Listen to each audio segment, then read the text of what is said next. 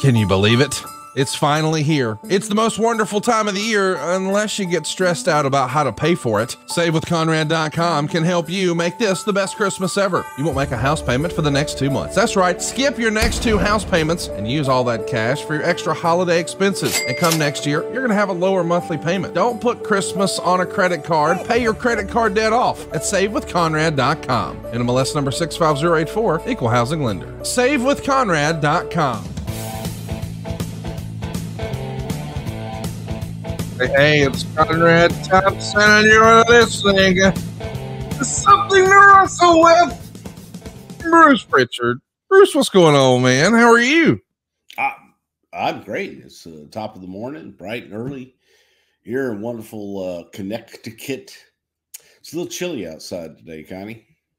Well, it's nice and toasty inside, and we're hoping that you're having a great holiday season because we've got a real treat for you today. Maybe a day late, but certainly not a dollar short. Our topic is a big one. The Legion Bruce's Vegas vacation. Okay, yeah. Tell us about your Vegas vacation. Oh, I thought that's what we're talking about today. I didn't even know you had been out there recently. No, I'm going. I'm going this week. Piff the Magic Dragon. Oh, okay. I am super excited. That's Thursday. I mean, listen to this lineup, okay, of my life starting on Thursday. All right. Piff the Magic Dragon. Okay. Can hardly wait. All right. You might have heard of his older brother. I know you're setting me up. Puff? No, Steve. Yeah. ZZ Top on Friday night. Oh, wow. Okay. Yeah.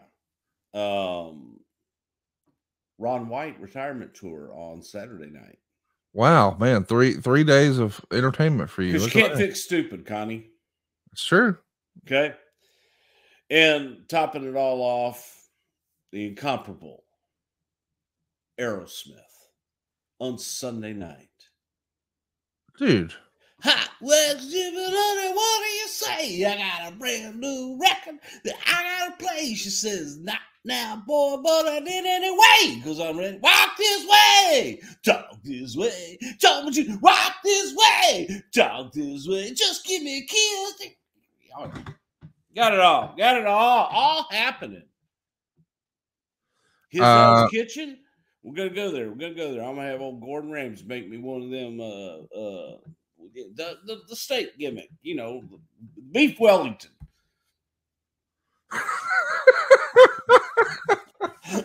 Yeah, we'll have me some beef Wellington. I'm gonna have me some Peking duck. You ain't never had no Peking duck, have you? Are you on drugs? Absolutely not. Well, I was gonna wag my finger at you for not sharing because you're shot out of a cannon this morning, and I'm that's just the way I am. So why I am. That could be an Aerosmith song. We could collaborate. Why are you going to Vegas? To see Piff the Magic Dragon. See my good, close, dear personal friend ZZ Top. See my good, close, personal friend Ron White, and to go and see the incomparable Aerosmith. When did you put it together that all of these things were in consecutive days? Well, our good friend Lenny Bakken, we had wanted to go see Aerosmith a while ago, and then things happened and different stuff happened. And he had tickets and all stuff. Then I got word that this could be their last show and talked to somebody who hooked me up. And so then, well, you're out there, you got to do everything else. And then I didn't know ZZ Top was out there. I didn't know Ron White was out there, and hooked up with them. And I'm excited. And Piff the Magic Dragon, I have wanted to see forever. I love Piff, man. Have you not seen him live at all? Never seen him live. And never met him. Looking forward to meeting him, saying hello, and bringing He's phenomenal live. I saw him here in Huntsville at Stand Up Live, and man, he was outstanding. So you're in for a real treat. I'm jealous, man. You got a loaded week of entertainment. Mr. Piffles. You know, Mr. Piffles, magical dog, you know. I can bring in Rowdy, the magical dog, but he's out there just looking at me going, hey, man, I'm up now. Why can't I come in?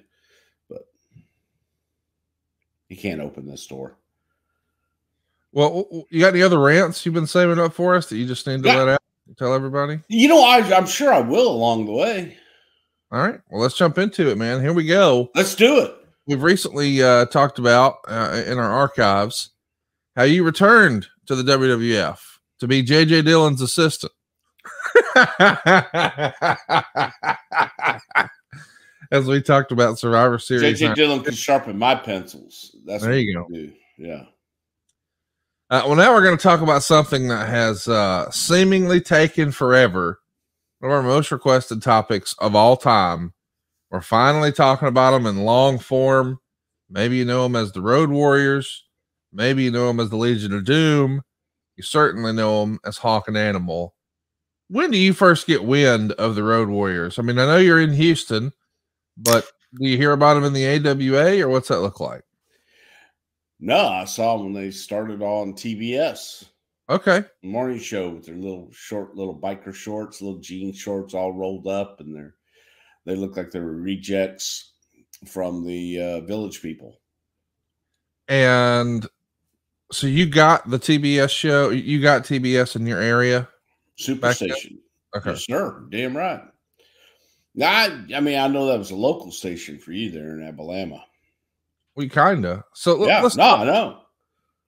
Tell me a little bit about, what the I don't think anybody, when you see, everybody starts somewhere, right? But when you see them in their very primitive form for Georgia Championship Wrestling, before they have all the bells and whistles and the confidence, nobody probably could have predicted the impact it would have. So you've acknowledged that you sort of saw when they were first getting started, but when did you realize or hear or understand, hey, this is a big act? It just took time to evolve.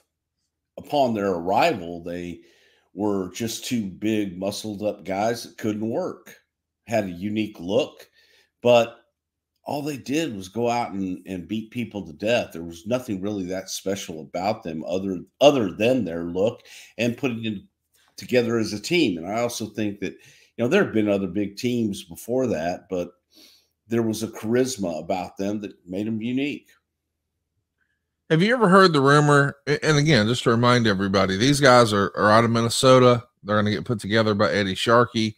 Eventually, as you heard Bruce say, they're going to be down there in GCW or Georgia Championship Wrestling, not today's GCW, with Ole Anderson. But Minnesota, man, what a hotbed for talent that was. Of course, Varganya had his camps there. So, you see guys like Mr. Perfect and Rick Rude and certainly Ric Flair and so many others, but LOD among them. And there's even talk that once upon a time, just based on timing, it might have looked like Rick Rude and Animal were going to be the ones teaming up. I don't think that would have been quite the same. Fair to say? You never really know. I think that Rude definitely had the intensity for the gig, but no, Vern's camp had long been shut down, and these guys were a product of Eddie Sharkey's camp. And Eddie Sharkey was a trainer there in Minnesota, and Ed was, an iron guy. He was a muscle guy. Seemed that like he recruited people from the local gyms to come in. Hey, you're a big guy. You want to be a wrestler? Come on, I'll train you. And Eddie had a lot of success training some of the bigger guys. And Lord knows, man, they grow them big in Minnesota.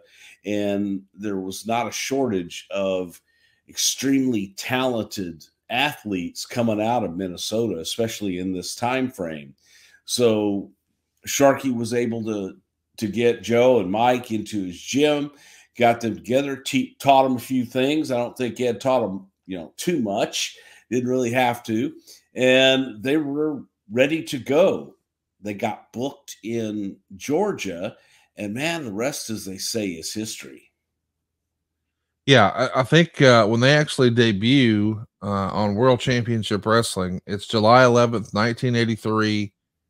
They're paired with Precious Paul Ellering. Their build is being from Chicago. And man, when I take a look at that, it looks less like, as you're taking a look here on YouTube, it looks less like the Village People and more like Mad Max.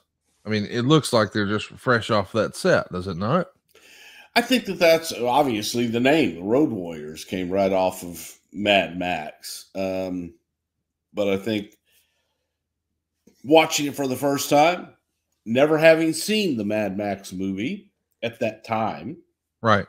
was, there wasn't a whole lot of originality with them. But at the same time, everything about that act was original, which was cool. So there were two big guys that got the job done and were able to go out and capture the imagination of an audience that didn't care that they were pretty workers or that they could do hurricane flippies. They didn't care because the Road Warriors went out and just dominated because they couldn't do anything else at that time. And then it was important after that that they learned how to work. They definitely learned their trade. However, they had already established themselves as these just straightforward ass kicking machines that Right. you couldn't change them too much. How important, Lost and all that, as you said, is they're just squashing guys. I mean, just absolutely destroying enhancement talent, on TV left and right. Is that, and that was a staple back in the day, man. I used to watch Superstars and we'd see Sid powerbomb a dude or choke slam a dude and then throw him down the aisle on the gurney. It was great stuff, but it's not as common these days. And I understand there's an evolution to wrestling. And I think probably during the Monday Night Wars, especially when Nitro, starts to get hot, it feels like some of the enhancement stuff moves away. Do you feel like that's missing in today's wrestling at all? I think that a segment of it is missing because when you have a couple of guys in the ring and you're trying to debut someone and you're trying to introduce a new talent, you can't take care of everybody in the ring all the time.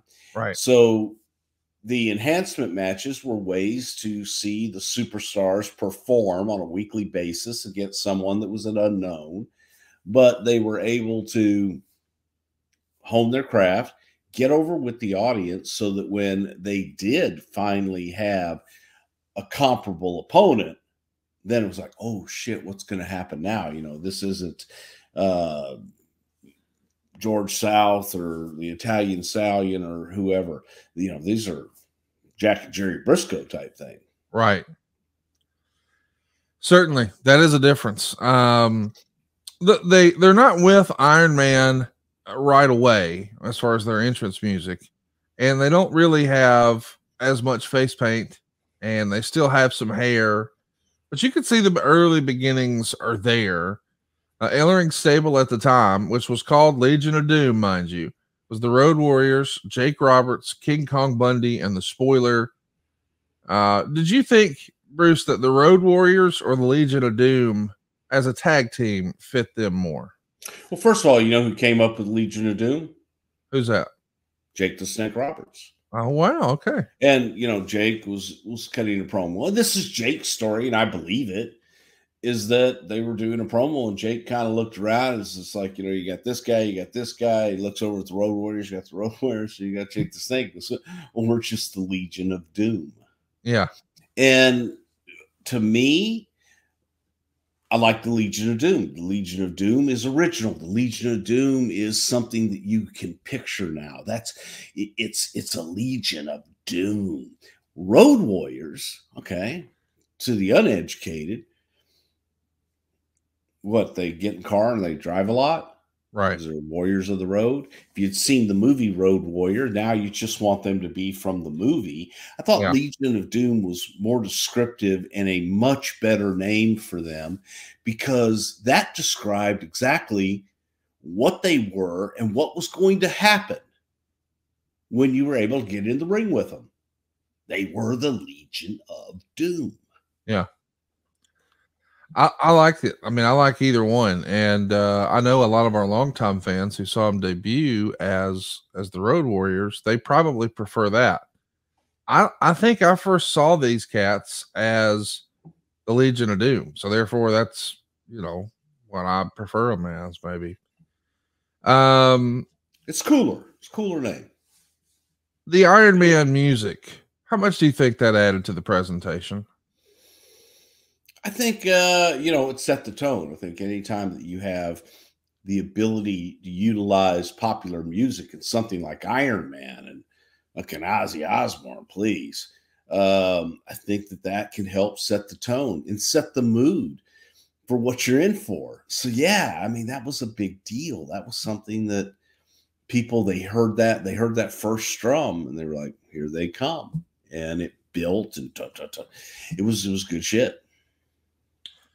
So in Ellering's stable at the time, as a reminder, it's Road Warriors, Jake Roberts, King Kong Bundy, and the Spoiler. What do you think of just the overall group, not just the tag team of Hawk and Animal, but the rest of this crew? I've always been a big fan of Don Jardine, the Spoiler, and he's to me, growing up, the best big man that ever put on a pair of boots. As you go on, you've had other big men that were equally, if not better, and I throw that and give that title to The Undertaker now. But to me, The Undertaker took the best attributes of Don Jardine and was able to make that, his own and make it unique. So, Don Jardine is a Spoiler. Yes, good. But I think at that time, Don was kind of winding his career down and wasn't the Spoiler of the late 60s, early 70s. It's just, he wasn't the same. He'd had his time. And Bundy was stealing money every time he cashed a check. I'm sure making the towns here with Jake, they had to learn a lot of business in the car, but they probably, I bet they learned a lot in the car traveling with Jake. Well, didn't. When did you first hear? Because this is certainly something that we've read about as fans in the decades past.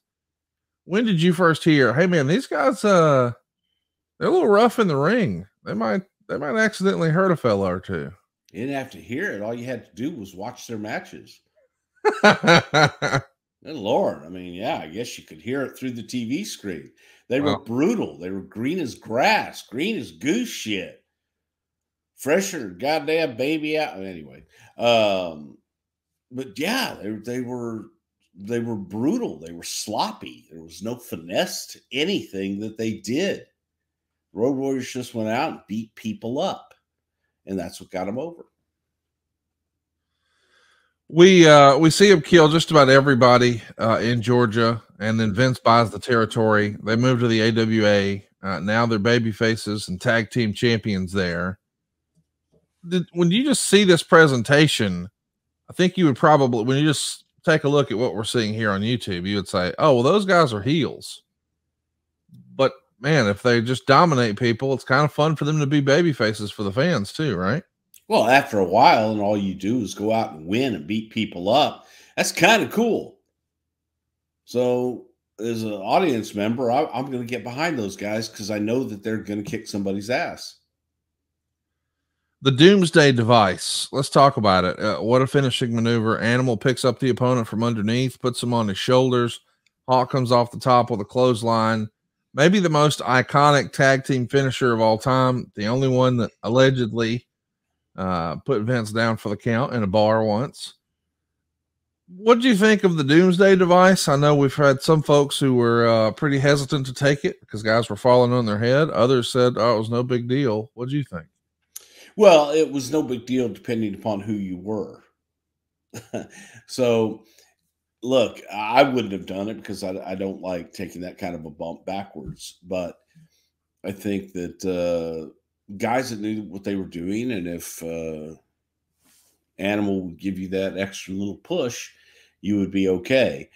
Sometimes you would just sit there and the velocity of Hawk coming off the top rope with the clothesline would take you down. And people, it was a tough bump for some because they didn't know how to take that flip and land flat. And sometimes tried to take it. It's just a straight back bump. It was, I think some people considered it dangerous and others were like, yeah, no, I'm fine with it. I'll take my own bump. I'll control it. So I only know of one person that got injured in that move. And you know, it was what it was. It was impressive as hell, and it was something people always remembered. When they went from less is more to more is more in regards to the face paint, I think I've heard over the years that was a Bill Watts call. Is that what you heard as well? Well, if you listen to Bill Watts, everything in the world is his call. So you had heard that. That's what he says. All right. So over time, they modified their look even more. And we see the introduction of those iconic spiked shoulder pads. And we get some, maybe a little more character and some over the top promos, particularly from Hawk. We start to eventually hear that catchphrase, "Oh, what a rush." And I think that's from the movie Nightmare on Elm Street 3.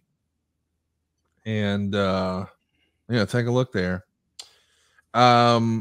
Maybe they're not going out here and putting on quote unquote 5-star matches, but when you put all this together, the jacked up look, the crazy hairstyles, the colorful paint, the spiked shoulder pads, the Iron Man music, this is a main event presentation now in a hurry, is it not?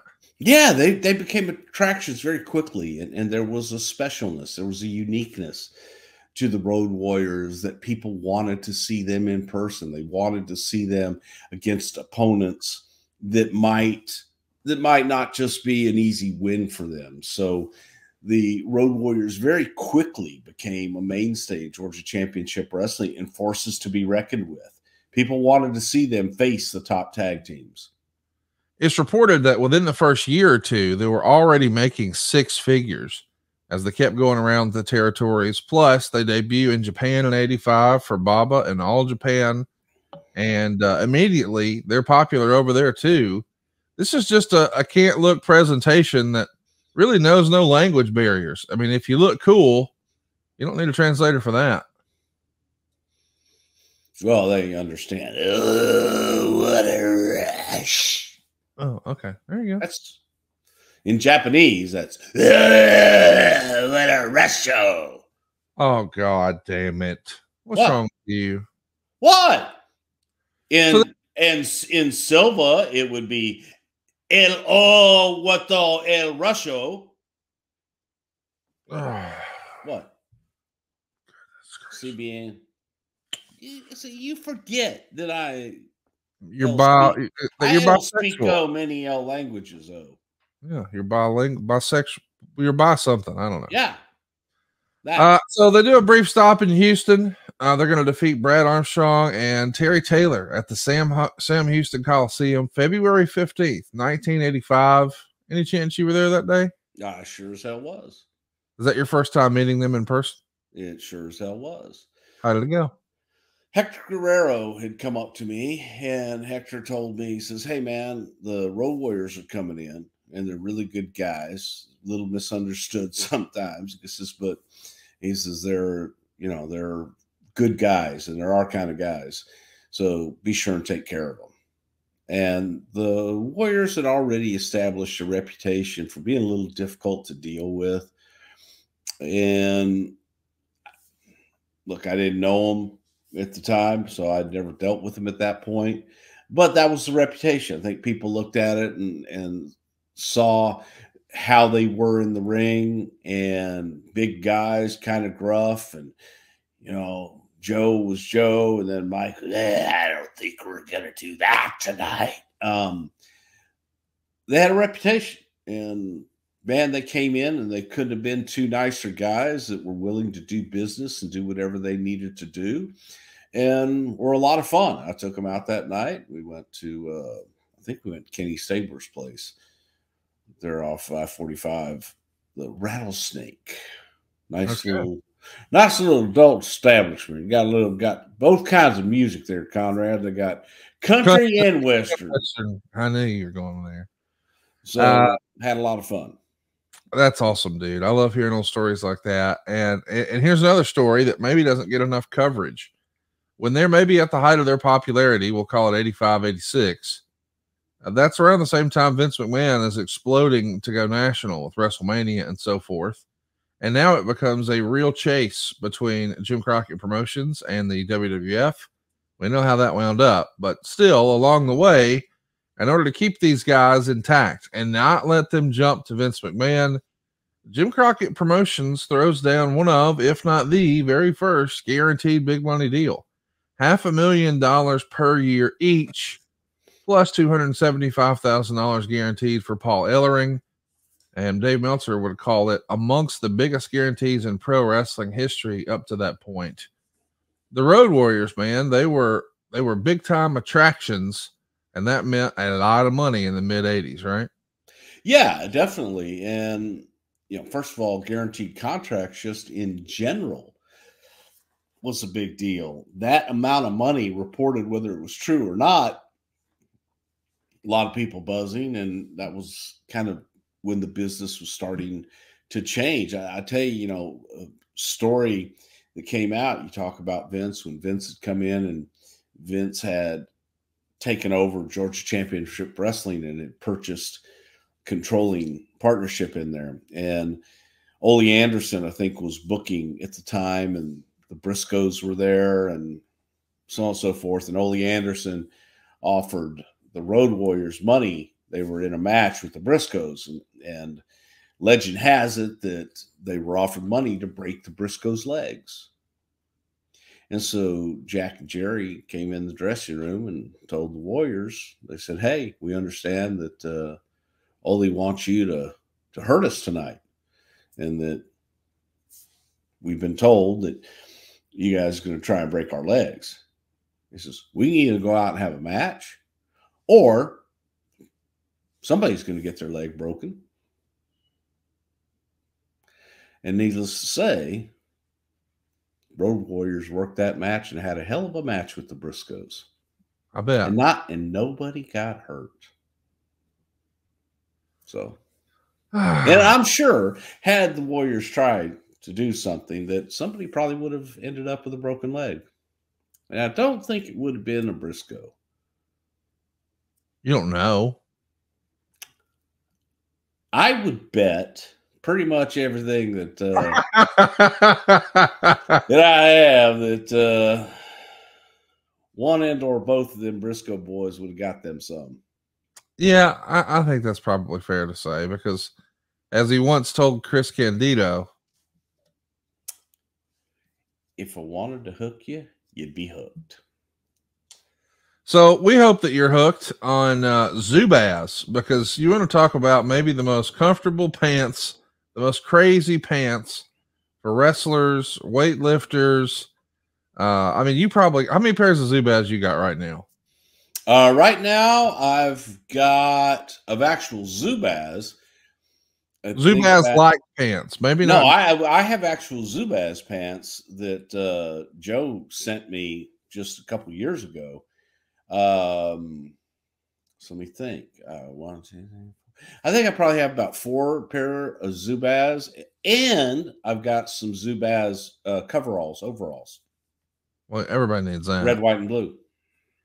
I mean, this is a company that, as the legend goes, the Road Warriors are partners in. Is that how you first hear about Zubaz? What can you tell us about their legacy in wrestling? Everybody was wearing them. I mean, they were comfortable gym pants. It was comfortable workout gear that looked good too, by God. And you could wear the damn things anywhere and everywhere. And it was just so comfortable that the Road Warriors would give them to all the boys, or you'd pick them up in gyms or whatever. And all the kids were doing it.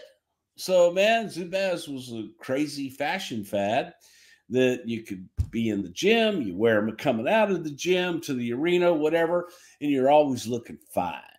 But I love my Zubaz because they were just so comfortable and easy. But yeah, the Road Warriors were partners in that and did very well with the Zubaz Corporation. I think that's pretty cool. You know, I mean, these days you hear about a lot of wrestlers who moonlight and they have another side business here or there. But back then, it wasn't as widely known, or it was something that was, you know, more traditional, like maybe this guy owns a gym or what have you. But to have a clothing company like this, they were innovators there. Just and a successful international clothing company. Yeah, even better. So they're innovators in a lot of ways, and I think I would argue that they might be the person who, or the act who brought in the premise of guaranteed money. Is that the way you've heard it? I know that the narrative out there has always been, well, it was Scott Hall and Kevin Nash leaving the WWF to go to WCW, but in reality, it sounds like the Road Warriors probably did that more than a decade before. Yeah, I mean, and Vince had done it, before that with certain talent, like with Hogan and things of that nature. And then, Crockett made some pretty silly deals that hadn't been done. But, they were definitely amongst the first in the modern era that had received guaranteed deals. I know you weren't there, but in your opinion, do you think it was those contracts that ultimately did Crockett in, or was it Vince sabotaging Starrcade with Survivor Series? Jesus Christ. Crockett was a shitty businessman. That's all there is to it. Crockett, got in over his head. And Crockett listened to the wrong people. And, that's it. Vince did nothing to sabotage any of his shows. Vince put on a better product that more people watched. Very simple. Crockett couldn't compete. Crockett was listening to the wrong people, paying way too much money to certain people. And bottom line, just wasn't a great promoter. Not great enough to stay in the game. He wasn't as good as Paul Bosch. I don't think so. Not at all. I don't know that, and I don't think that Jimmy was a promoter either. He owned a promotion, I guess, but he wasn't a promoter. He wasn't a very good. He had people. He had Dusty around him. That was his biggest success was when he had Dusty booking for him. But Dusty wasn't a great businessman. So Dusty was a great promoter, but Crockett wasn't. He had the label promoter, but I don't know that Jimmy was the idea guy to make all that happen. Jimmy was the money guy that had the framework to put some of those shows together. As I said, I've only been around Jim Crockett a couple times in my life, and they weren't really positive experiences with Crockett. And do you want to you've told one of them before. Do you want to remind everybody about those? I think no, he always came across as very arrogant, holier than thou, and did not treat people well unless you were one of his top guys. And I just thought he, didn't need to be that way. Yeah. So I didn't have good experiences with the guy. And, to the contrary, the Crockett's, especially Jim and Jackie were kind of bullies. Okay. Jim was a bully, but he would do it, with if he had a Dusty or if he had somebody else there that could back him up. Jackie was just a bully. Jackie was kind of a jerk to work with. David always seemed like a nice guy. David was just kind of there. And, I never had any problem with David at all. But again, I was only around him a couple of times. But my experience with them Crockett boys were guys I didn't see myself ever working with. Well, I'll tell you, I honestly did not know that you had a hard on for Jim Crockett until just now. Yeah, he just was.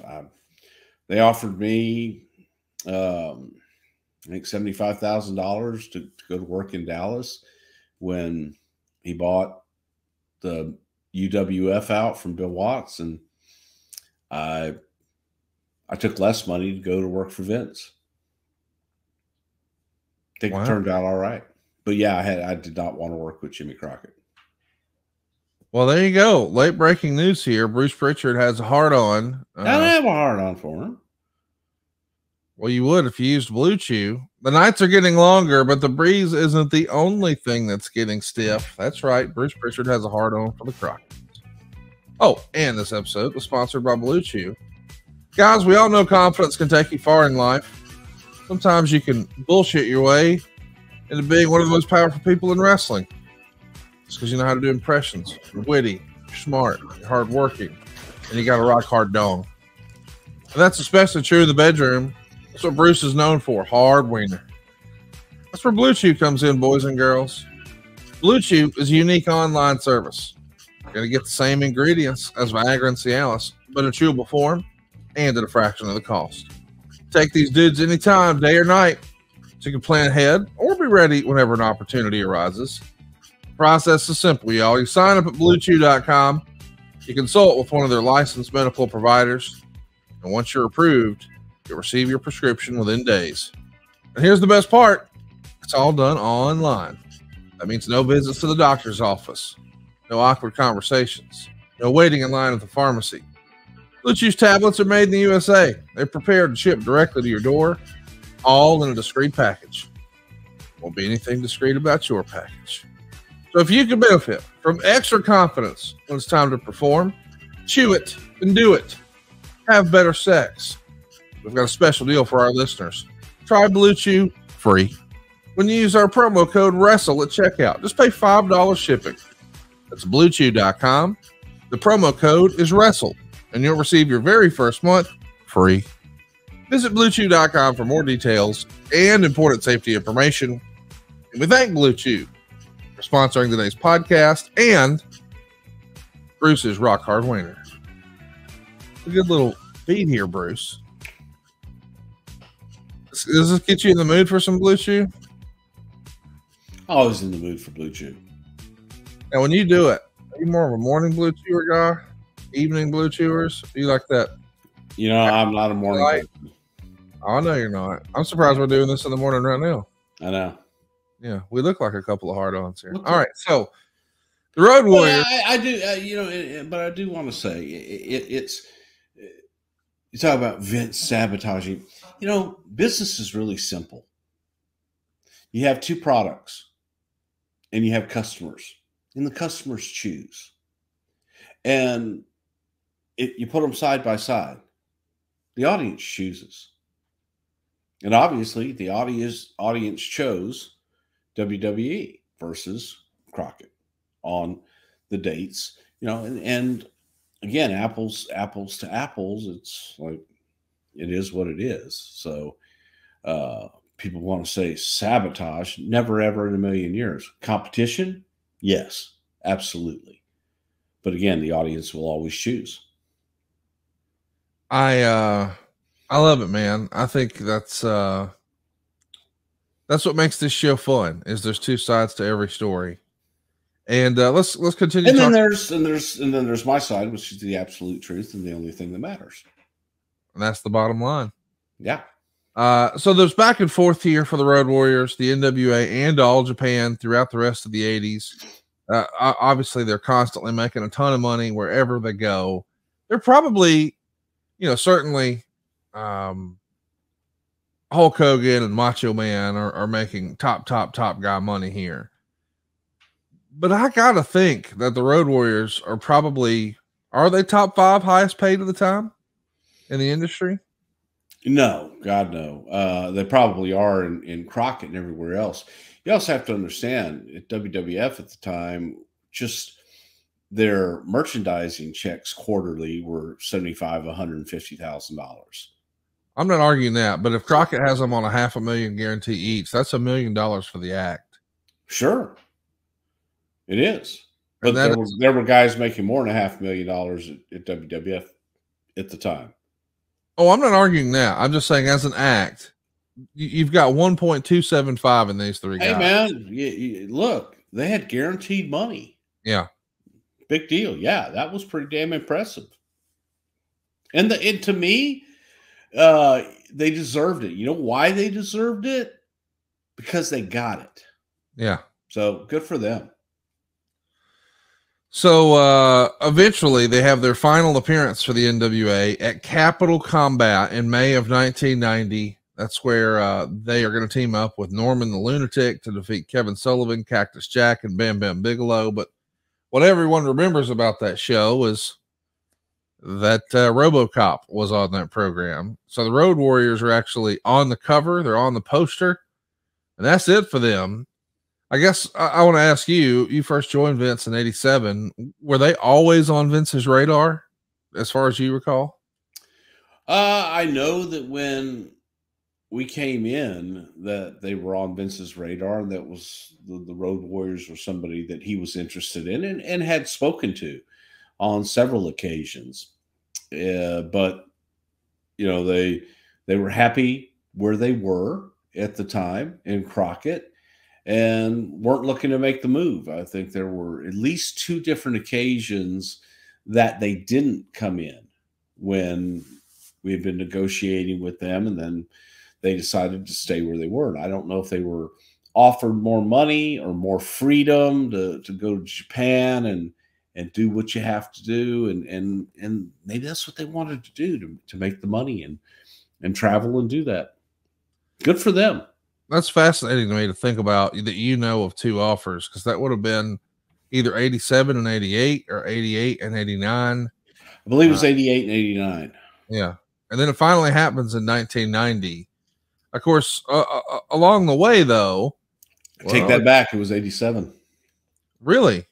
Take that back. How do you remember it was 87? How do you just remember that? Because it was prior to the Survivor Series. Okay. And it was at the time that, you know, Vince was looking for opponents for Demolition and wanted to bring in a big babyface team, those guys, the Road Warriors, to work with Demolition. And then it was like, okay, if they're not going to do it, then we'll turn Demolition babyface. And so that was the start of that. But that was the first time that I remember talking about it, and Vince hanging up the phone, going full steam ahead on Demolition. So the idea would have opponents. I mean, I think Survivor Series 87 was that the actual, like, you know, one of the debuts for Demolition on pay-per-view. I mean, because they weren't on WrestleMania 3, so that would have been like their first big one. And in theory, you guys would have liked to have had them working with the roadies right away. No, not right away. It was just to have them come in, and it's like, are you going to push Demolition as this monster heel tag team, which is what they were, and that's what they were made to be, and looking for opponents for them? Then it's like, okay, well, the opponents aren't going to work out. Do we just take what we have that was really getting over in Demolition and turn them babyface? I'm so fascinated by that, because just a few minutes ago, you came on here and said, Vince sabotaging Starrcade. What? Well, this is the first Starrcade that wasn't in Greensboro. It was in Chicago, the kayfabe hometown of the Road Warriors. And the Road Warriors were working for the tag straps against the Brainbusters. So it's just fascinating to think, oh no, we weren't trying to sabotage it. We were just trying to get one of their big acts right before their big pay-per-view to come on the pay-per-view that we created to fuck with that pay-per-view. We didn't create a pay-per-view to fuck with that pay-per-view. We created a pay-per-view to have more business, Conrad. That's what we did. If you do your business, I don't know how many times I have to say it, people don't understand this. You're in business to make money and create things. If you are in business to hurt someone else and put someone else out of business, you're always going to fail.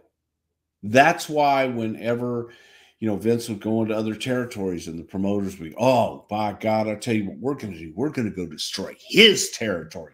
We're going to go to New York and we're going to put him out of business. Vince wasn't looking to put anybody else out of business. Vince was looking to provide the audience a choice and let the audience choose. And that's what they did. So if you concentrate on, putting someone out of business, then you will fail every time. But if you go in and concentrate, were we talking to people with Crockett? Absolutely. Because people with Crockett were talking to us, wanting to come to work. Sure. So if Crockett was such a great place to work, then why were people calling us? I like that you have this energy about it all these years later. Well, because I'm so sick of the narrative and the bullshit from people that weren't there, that don't understand simple business technique and simple business concepts, and why you would take your energy to hurt someone else instead of helping yourself. To me, that's just ass backwards. Well, in that same vein, if that's really the way we were thinking, why wouldn't you guys debut Survivor Series the weekend before or the weekend after? Why that particular day where Starrcade was already announced and in place. And it wasn't announced and in place. It sure as hell wasn't. It was not announced in the pay-per-view world. No, you are completely wrong. Was there a show that had been booked in Greensboro or Chicago or wherever the hell it was? I have no idea where it was because I didn't care. But was there, a pay-per-view opportunity on that weekend that we hadn't run? Yeah, let's go try it. Let's go see if this is something that we can do. Traditionally had never done that before. There was a pay-per-view opportunity to do that coming off the success of WrestleMania 3 and looking to expand our pay-per-view presence. I'm not arguing that wasn't after WrestleMania 3 and that you shouldn't have tried more pay-per-views, but to get on here and suggest that Thanksgiving night on closed circuit wasn't Starrcade 83, 84, 85, 86. Like it had been established. It wasn't on closed circuit. It was not on pay-per-view all those years. No, it wasn't. It was on closed circuit television. That's what I just said. We weren't doing closed circuit television. We were doing pay-per-view. There are tickets out there where people watched WrestleMania on closed circuit. Conrad, we're talking about Survivor Series. Yes, I'm aware. This is the same Survivor Series. We're talking about Thanksgiving when they traditionally ran closed circuit. We were going to run pay-per-view that night. My point is the whole country didn't have pay-per-view, and a lot of those markets still continue to have the closed circuit. Okay, we didn't do closed circuit for Survivor Series. I don't think we did. I'm not arguing that, but you did run it on Thanksgiving night. Yes, we sure as hell did. Okay. And it was a very successful show. Yeah, it worked out. And still going, because if Starrcade had been so good and this great event, then more people would have watched it, and more people would have supported Jim Crockett Promotions, and more people would have watched their show and kept them in business, and they would still be the company that is dominating the business. And you're telling me they're not. They had to go to Ted Turner and say, please, Ted Turner, buy me out because I'm broke. Because I've run the business into the ground because I don't know how to run a business. Those are just facts. Well, I'm not arguing that. I just want you to say it a loud and clear voice now that everyone has had it wrong all these years. Vince McMahon did not tell the pay-per-view companies, if you carry Starrcade, you can't get WrestleMania. Oh, now you're changing the question. Did Vince say if you want WrestleMania, you're going to take Survivor Series? Absolutely. Absolutely. No, I didn't suggest that he said that. I suggested that he said, if you don't. I just told you what he said. But you suggested we did it to hurt Crockett. We didn't do it to hurt Crockett. Don't give a shit about Crockett. So he never put anything out there about if they carried Starrcade, that they couldn't have WrestleMania. They did carry Starrcade, and they did carry WrestleMania. Starrcade was only carried in a handful of the markets. That's up to them. I can't help it if they can't get it sold beyond certain markets. So you're denying that Vince McMahon had anything to do with that. We don't run the cable companies, Conrad. You've never strong. Again, they have a choice too. They have a choice. They can take Survivor Series, which is a proven company. Wait, how is it a proven company? It's the first time we went. A proven company that has been very successful on pay-per-view, WWF. Or you can go with a company that is not proven on pay-per-view. It's real simple. You want to make it this whole rivalry. That's just not the case.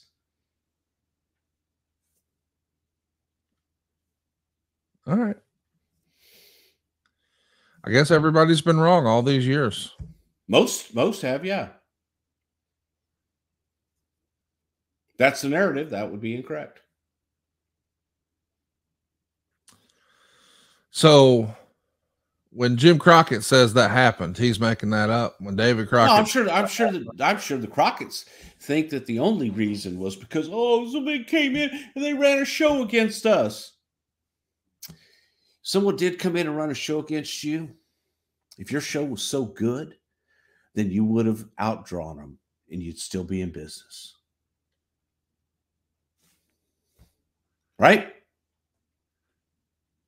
I mean, I don't know how you argue that, you know, to the victor goes the spoils, but that is the argument. Oh, they put a card against us. Oh my God, the same night. And our product is inferior. Our product is not as good as theirs. Not as many people want to watch us, so it's unfair. What a whiny little, I mean, come on. If your product's that good, if your product is better, the audience is going to choose it. You have a clicker. I don't know any other way to explain it. More people, or let's put it this way, less people wanted to watch the Jim Crockett promotion shows. Less people had the option, that's for sure, because a lot of the cable systems didn't carry it, and you're suggesting because they didn't want it. Okay. Because they hadn't heard of them. Because they didn't have a proven track record. They were on national TV. They're on TBS every week. They hadn't proven themselves on pay-per-view. Well, nobody had. It was the infancy. Yeah, WWE had. One time. They had ran one show. No, they did pay-per-view. No. They'd done pay-per-view since the Wrestling Classic.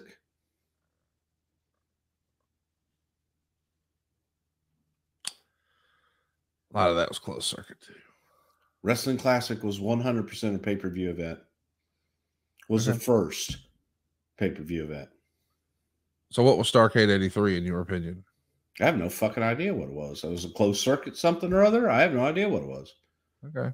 Was it closed circuit? It was on pay-per-view? Are you saying that it was on pay-per-view? Are we suggesting that closed circuit is not the precursor for pay-per-view that brings it's a different product? I'm not arguing that, but closed circuit, you got to leave your house, go buy a ticket, go to an arena or a theater and watch it. Pay-per-views, you sit at home and you watch it on your cable box. That's what pay-per-view is. Starrcade 83, most people consider to be the first ever major pay-per-view event. But it wasn't. It was a closed circuit. Okay. So that'd be incorrect. So hang on, Conrad. If you're going to say, okay, well, anything they did that people paid to watch, then every event is a pay-per-view. Right. Well, I mean, I guess the gist is you just denied that Vince tried to strong arm the cable system. So that's what we wanted.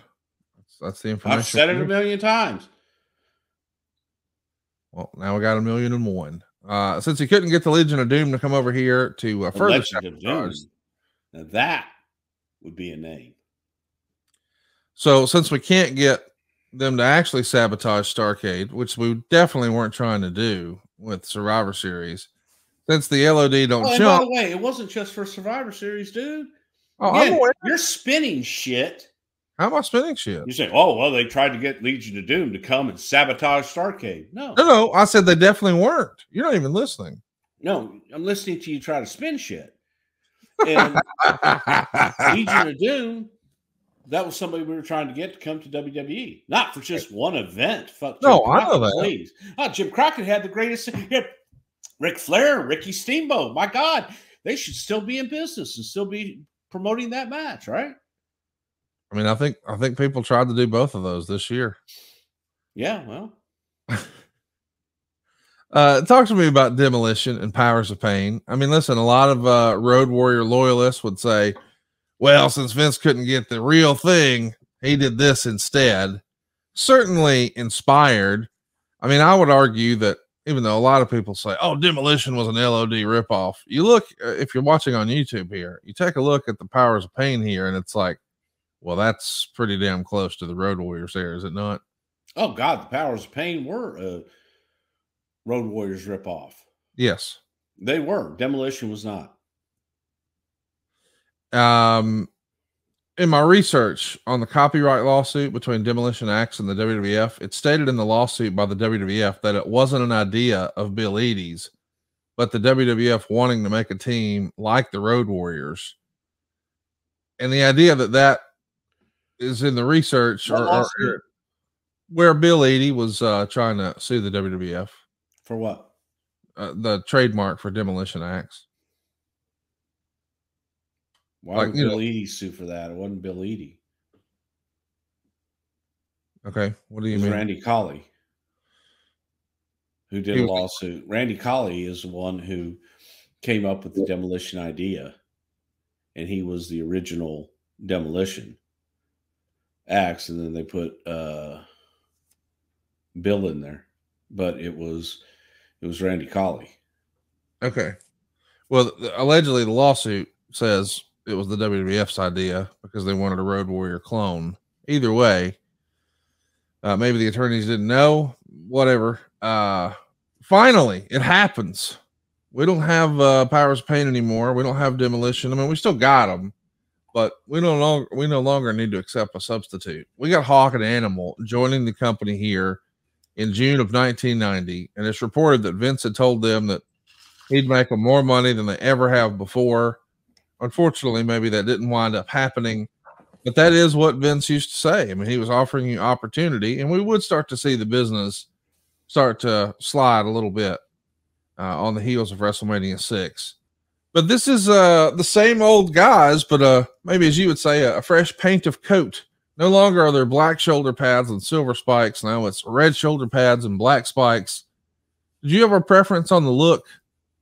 Black with silver or red with black or whatever? I love the red with black just because it's more colorful. Yeah. Made them pop. It feels more like an action figure, more like a toy, more marketable. I agree with that. Yeah, it just look better. And is this something where, I mean, why aren't we changing the name from the Road Warriors to the Legion of Doom? Do we think it's a trademark issue, or we just like the way one sounds, or we're worried about the Mad Max stuff? Or yeah, you don't want to have your act be the name of a movie. Right. And I never, like I said, I didn't like the Road Warriors because then I think people are looking for Mel Gibson. And these guys were not. Legion of Doom fit them better. It was a better name. We, in the TV debut of the Legion of Doom, they air a Demolition promo mid-match. And here we would see Demolition call LOD Demolition ripoffs, which I thought was great stuff.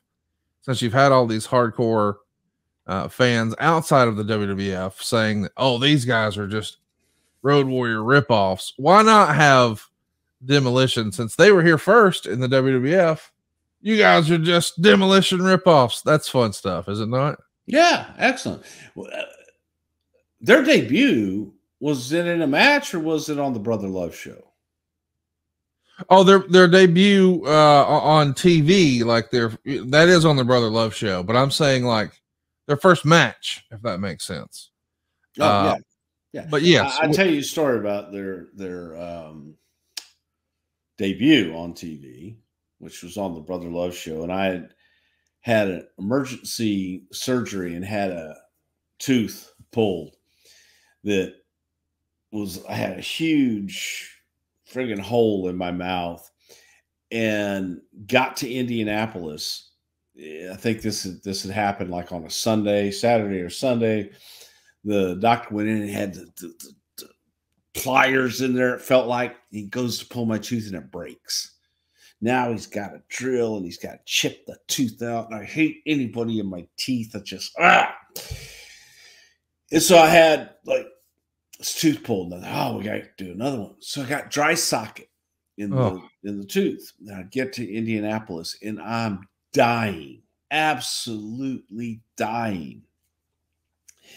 So I self-medicated, and I would go to a lot of different people and get whatever anybody had for pain, and was taking that. That night, I had to do 5 Brother Love shows. Normally, I did 3. This night, I had to do 5. And I was in so much pain. And by the time I got to the Legion of Doom, I was a blithering idiot. And at one point in that Brother Love show, I felt like I was being held up by Joe and Mike on either side of me with the spikes pierced my suit.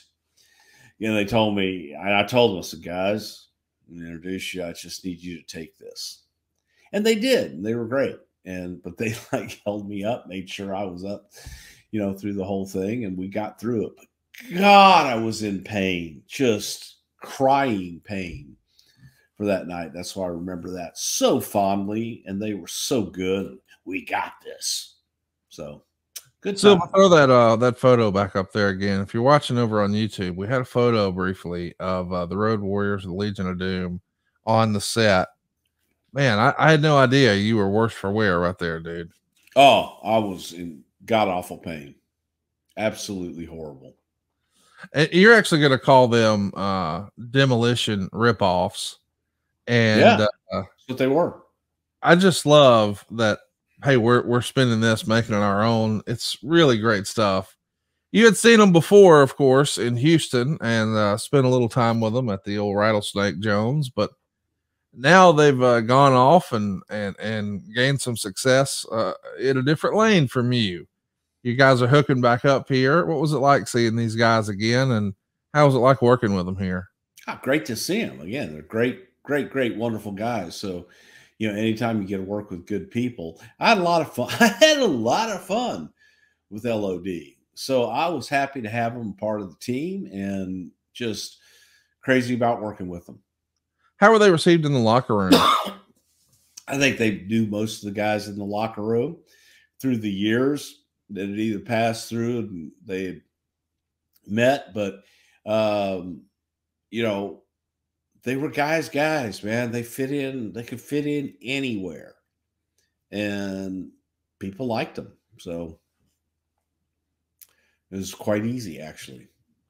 The Powers of Pain actually split up just before the Legion of Doom would start. Now the Warlord and Barbarian are going to start working as singles. Were they split up because you knew they were coming in, or was it just time for them as an act to try a new hold as singles? Well, bless their heart. Again, two of the nicest guys you could ask for in Barb and Warlord. You look at them and you see big, scary monsters. The human beings behind those big, scary monsters are pussycats. They're just genuinely nice people. Like I don't think you would ever find anybody to say a bad word about the Warlord and Barb. They're just super nice people. Right. That you like to be around. So they were great guys, but we had been looking for something for them to go in a single route and try and see if they can make it on their own as singles. The presentation is not only different based on the color of the shoulder pads, but also the music. And the music had been such an iconic part of the presentation here. This is what it used to sound like when they had Iron Man from Black Sabbath.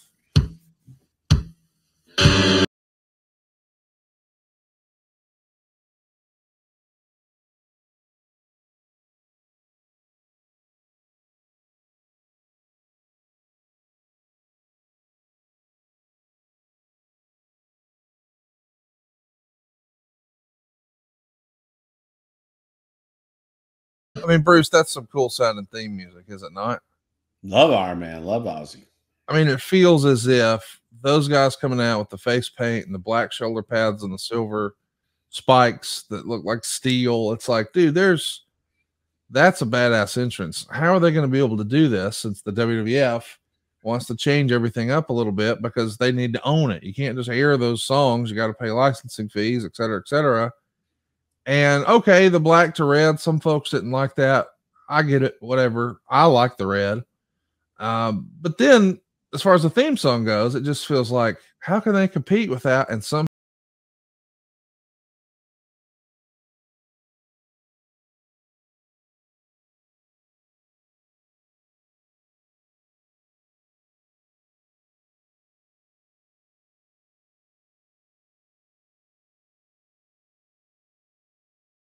somehow you guys did it. Like, how much credit goes to credit services? How much to Jim Johnston? Man, this feels like an insurmountable task to make something that sounds as cool and looks as cool that you guys can own. And somehow, and you guys came through in the clutch in a big way. That shit's badass. I thought it was absolutely excellent. So, it was, you knew who the hell was coming out. You knew how to feel. It told you how to feel at that point. And the signature, what a rush, was there. It's good shit. Demolition now has a third member. Crush is going to join Axe and Smash just a few weeks before LOD's debut. They're the current tag team champions and feuding with the Hart Foundation, and that sets up a match for SummerSlam in Philadelphia. LOD gets involved in the match, costs Demolition the titles. I mean, you guys had sort of been circling Demolition versus LOD for years at this point. Were you excited you were finally going to make it happen? Yes and no. I think that there were definitely a lot of people in the Demolition camp, audience, that, man, Demolition was their team. Demolition was their guys. And they looked at, from WWE fans, they looked at the Road Warriors as just cheap imitations of them. So it wasn't as easy as you would have thought it would have been. And it's always like the anticipation a lot of times is better than the actual thing. Right. Like you see that beautiful girl that you want to take out on a date. By God, you have all these things running through your mind that are going to take place on that date. And then you go out, she opens her mouth, and it's like, God, get me out of here. I don't want to say that it was that, but it wasn't everything that I think everybody thought it was going to be. It was two great teams working together, but it was, to me, and that's just me, I just was like, the anticipation was better than the actual coming together. Well said. Do you wish perhaps, I mean, the success for a lot of creative stuff or just in business is timing.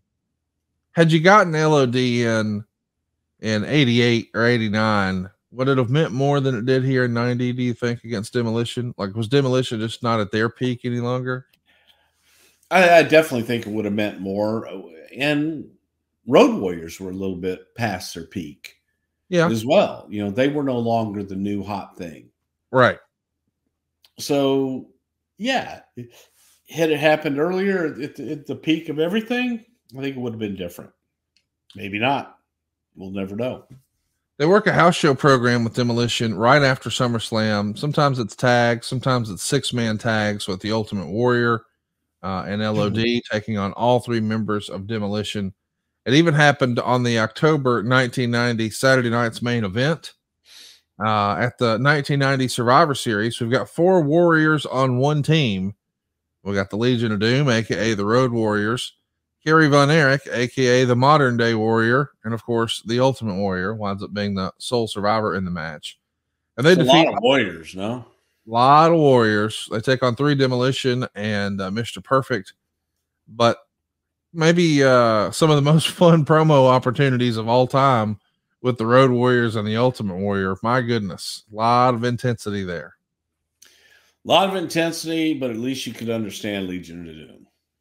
Talk to me about how Vince was receiving Hawk and Animal. Did he get along with them? Did he see money in them? Was he disappointed? Did it meet or exceed the expectations? He's been after them for a while, and now he's finally got his hands on them. I think he was happy with the Legion of Doom. There was, they were good guys, and then later on they had their differences, but it was, I thought it was a good run. I really did. And I think that Mike, no matter what, Mike was one of those guys always that would second guess any and everything. So they got along, and I think it was good for both sides. Axe from Demolition is now gone, so the LOD is facing the Demolition team of Crush and Smash going forward. We would either see the Legion of Doom working with those guys or the Orient Express on the house shows. And they're not exactly closing the show. A lot of times they had been presented in that main event slot.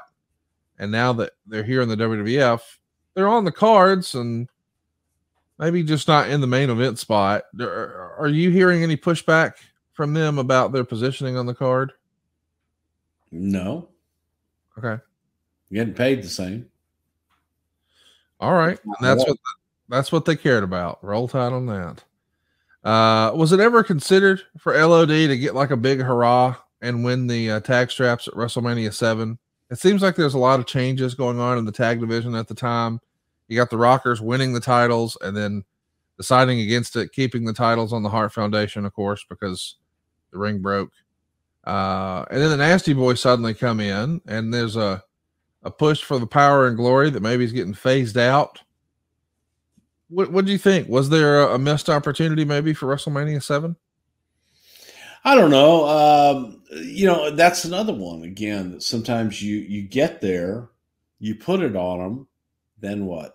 Who are they working with and who's going to take it off of them?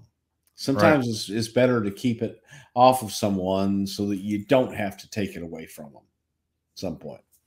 As a reminder, what wound up happening at WrestleMania 7 is we would see the Nasty Boys winning the tag straps from the Hart Foundation, and the Legion of Doom would dispense of Power and Glory in under a minute. So not much to that one. LOD, I guess, has a big spot in the 1991 Royal Rumble. They eliminate your meal ticket at the time, Mr. Brother Love, The Undertaker. Nothing really comes of this since no one can team with The Undertaker, but that's a pretty big spot, to have, this big monster come in, and who can get rid of him? Well, it takes two of them, but the Legion of Doom can. They cheated. Well, that's what they have to do every now and again. They cheated. When I take a look at those hairstyles, throw those back up there, Silva. I mean, because from the top, you get a real good look. And it makes me wonder, you think those fellas would be into manscaping today? Gotta be. Tis the season for clean balls. Fa la la la la la la la la. Our friends at Manscaped are helping you clear your driveway for safe travels this holiday season. From stocking stuffers to white elephants, Manscaped's products are at the top of every wish list.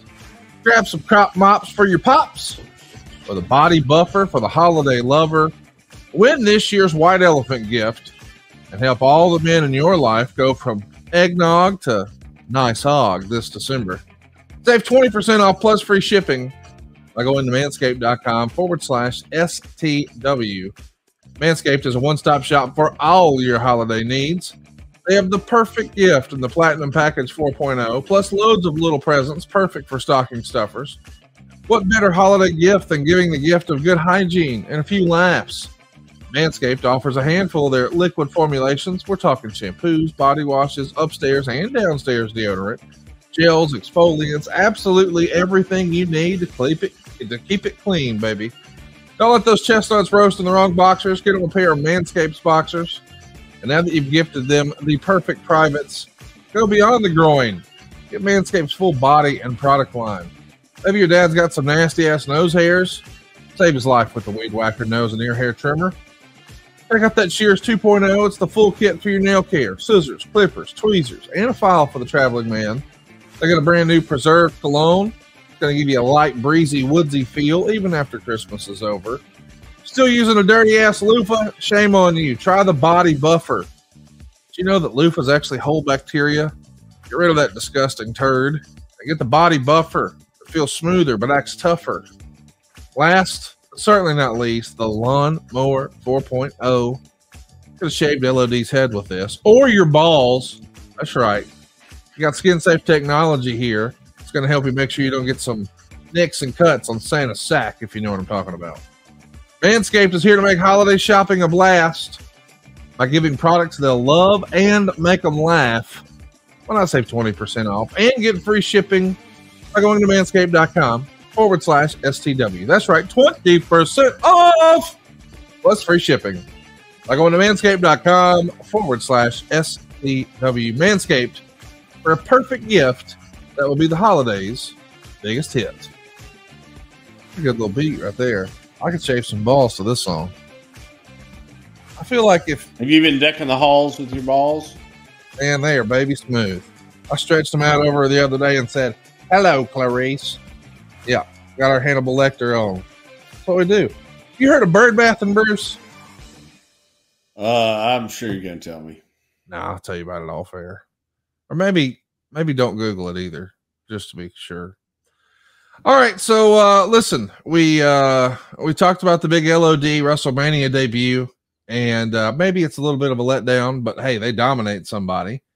And WrestleMania 7 is now in the rearview mirror, so we're going to talk about, that's right, the Japan tour. There's a big show we're promoting with the SWS at the Tokyo Dome. The main event is the Road Warriors. That's what we're calling them here, not the Legion of Doom. The Road Warriors defeating the WWF champion Hulk Hogan and Tenryu by countout in 14 minutes and 3 seconds. They're in the Tokyo Dome in the main event, beating Hulk Hogan. This is quite a moment for the Road Warriors, is it not? Yeah, I think it was nice to go home and be in the ring with Hogan and be in that spotlight. So, yeah, I think that, you know, both Joe and Mike really liked Japan and liked going over there and were big stars there. So, yeah, to come back and with the new company and work with the guy on top, big deal. Hulk was really cool about it too, at least based on, you know, what happened in the match. Animal would press Hogan over his head 5 times during this match. It's not like Hogan was signing up to do that all the time for anybody, but he did here for Animal. And the Road Warriors get the win. So because they get the win, there's no Hulk Hogan posing routine like we all used to see back then, because we know the old adage that Vince had was, oh, he posed with the Road Warriors. Meltzer would say this finish, because it was a non-finish, in and of itself isn't going to hurt business. And the only reaction was that none of the 4 would agree to do the job. How much of that is true, I don't know. But the fans felt that the cheap finish was an indication of that. 3 3/4 stars. Do you remember there being any concern about who won or lost that match? No. Yeah. No, not at all. And, you know, the other thing that people that have never actually worked in the business understand is that it's not their decision whether they win or lose. It's someone else's. Usually it's the promotion's decision. They do what they feel is best. Well, this is probably around the time that you adios. I was fired. The man was a genius. Man was a genius. He fired my ass. Most of LOD's run you're not there for, at least on this particular turn. They get their big moment at SummerSlam 91, Madison Square Garden. They defeat the Nasty Boys, win the tag straps. And I guess that makes them the first and only team to win the AWA, NWA, and WWF tag team titles. That's pretty rarefied air, as you see if you're watching over on YouTube. I mean, that's checking all the boxes. They do keep the straps until February of 92, and then they lose them to Money Inc. at a house show in Denver. The business is changing, and you start to see it. Things are on the downturn. The Road Warriors are not happy. Meltzer would say this. In a major surprise, the LOD dropped the WWF tag titles on Friday night, February 7th in Denver to Ted DiBiase and IRS. Supposedly, LOD had been promised there would be no cameras present for the switch, but the WWF had a film crew tape the match, although at press time we have no idea when or if it'll ever air. And some people were visibly unhappy about that being the case. It was the first chance the WWF had to get the belts off LOD, since rumors started swirling everywhere about them being ready to jump back to WCW or possibly New Japan when their contract expires in June. It's hardly a secret that they have been amongst the most vocal in opposition to the WWF steroid testing policy. Boy, there's a lot going on here. Business is down. The steroid trial is a thing. When you look like Hawk and Animal, that's probably not good news for you. And if you're making less money, I could see how there could be some frustrations. And all of a sudden, Hawk gets suspended for failing a drug test. LOD is off TV until WrestleMania 8, where they do an interview and debut Paul Ellering in the company as their manager. Of course, not long after we see Paul Ellering, we also get to meet Rocco. They find a ventriloquist dummy in a scrapyard. They say it's the LOD's former home in Chicago. And apparently, this fellow Rocco is inspiration in their past. And they decide they're going to clean up the doll, bring him with them to all their matches going forward. So they never forget their past and never forget where they come from. And you weren't here for this, so it's not your fault. But this has to be one of the most questionable ideas in creative history, is it not? Rocco, yeah. Whew, buddy. It feels like a rib on these guys a little bit. No, it was trying to get them to appeal and to change up the image just a little bit and make them a little more approachable and more appealing to a wider audience, and also looking for a merchandise opportunity with Rocco. Listen, I totally get all of that. I really sincerely do. But you take a look at these just stone cold killers out here with their face paint and their shoulder pads and their spikes and their crazy hairdos. You put a goddamn ventriloquist dummy with them, and it's their childhood friend, man. Don't call him a dummy. It's their friend. Rocco, he was there in the hard times. He was there. He was able to get them through when they were having hard times as children in that burnt out rubble home of theirs. And Rocco was there to what did he do? Get them out of hard times. Yeah. How did he do that, Bruce? He talked to him. Yeah. Rocco had good advice, man. I'm sure of it. Somebody was smoking dope, and I mean, I know that everybody says, "Oh, Bruce was getting high," but I wasn't there. I wasn't even there. Wasn't even there. I mean, at the time, I probably was smoking a lot of dope, but no, but even you, what if you know you got the road? What if they had a goddamn doll? Hey, I got an idea. Let's give him a puppet. No, not goddamn him. One of them damn talking puppets, like a pack puppet mannequin.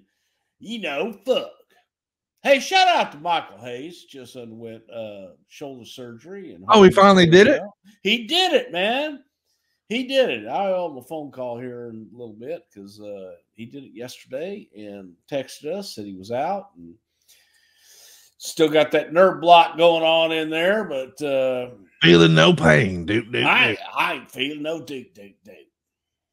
I'll tell you know, I never said that. I'll never forget the first time he expressed frustration about that. You're a dude here on the show. Yeah, I never even said that, Conrad. You never said you did. Why would you say that I said that? Because if you were to make a sound, your sound would be do. Everybody knows this. Just look at it. What's that even mean? What's it even mean, Bruce? Well, no, because when I explained it to him, I said, if you were to make a sound when you're walking down the hallway or something, it'd be do. He goes, all right, then. But what he really likes these days is when people go up to go, oh, do. So if you ever see Michael Hayes anywhere, be sure and go, oh, do. I love you for that. The final appearance of LOD as a team for several years is at the SummerSlam 92 event, Wembley Stadium. What an iconic show it is.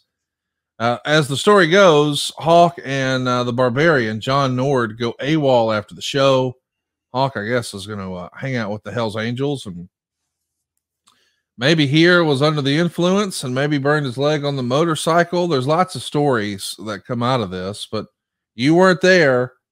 What do you remember hearing about what happened with Hawk at SummerSlam? Well, I was at the TV right after, and there was spots left for the Berserker, spots left for Legion of Doom, but no one had heard from anybody. And I believe they stopped in Amsterdam and didn't make it back. So it was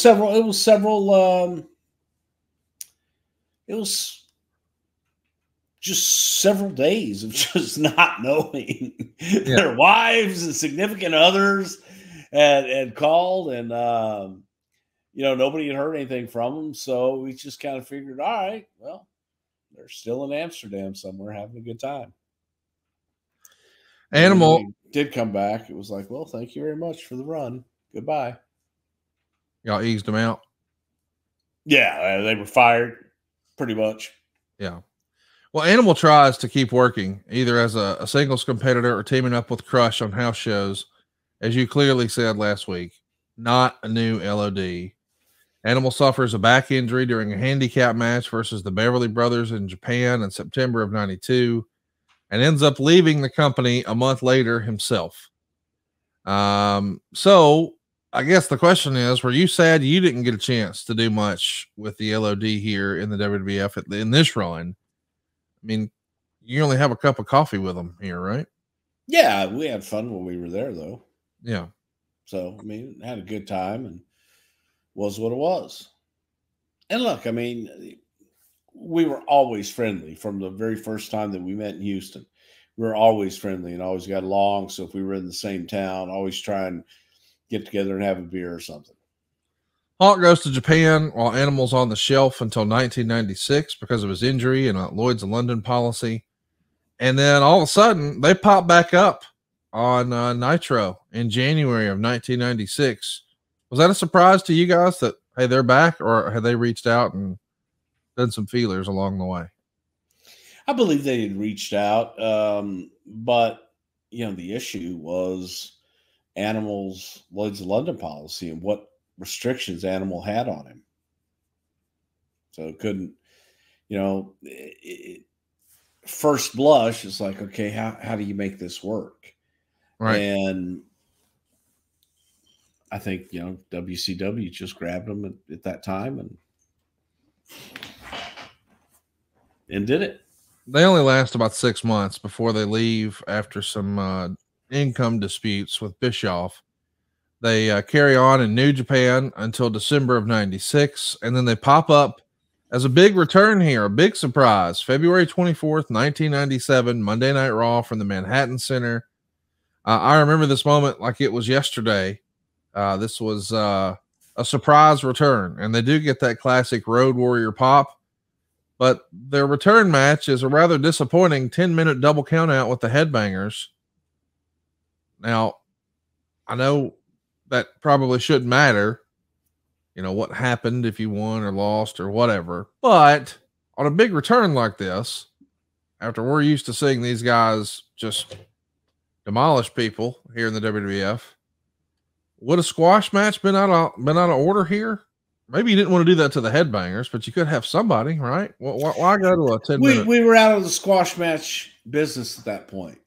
So needed to give them some competition and just wanted to, first of all, wanted to see what we had.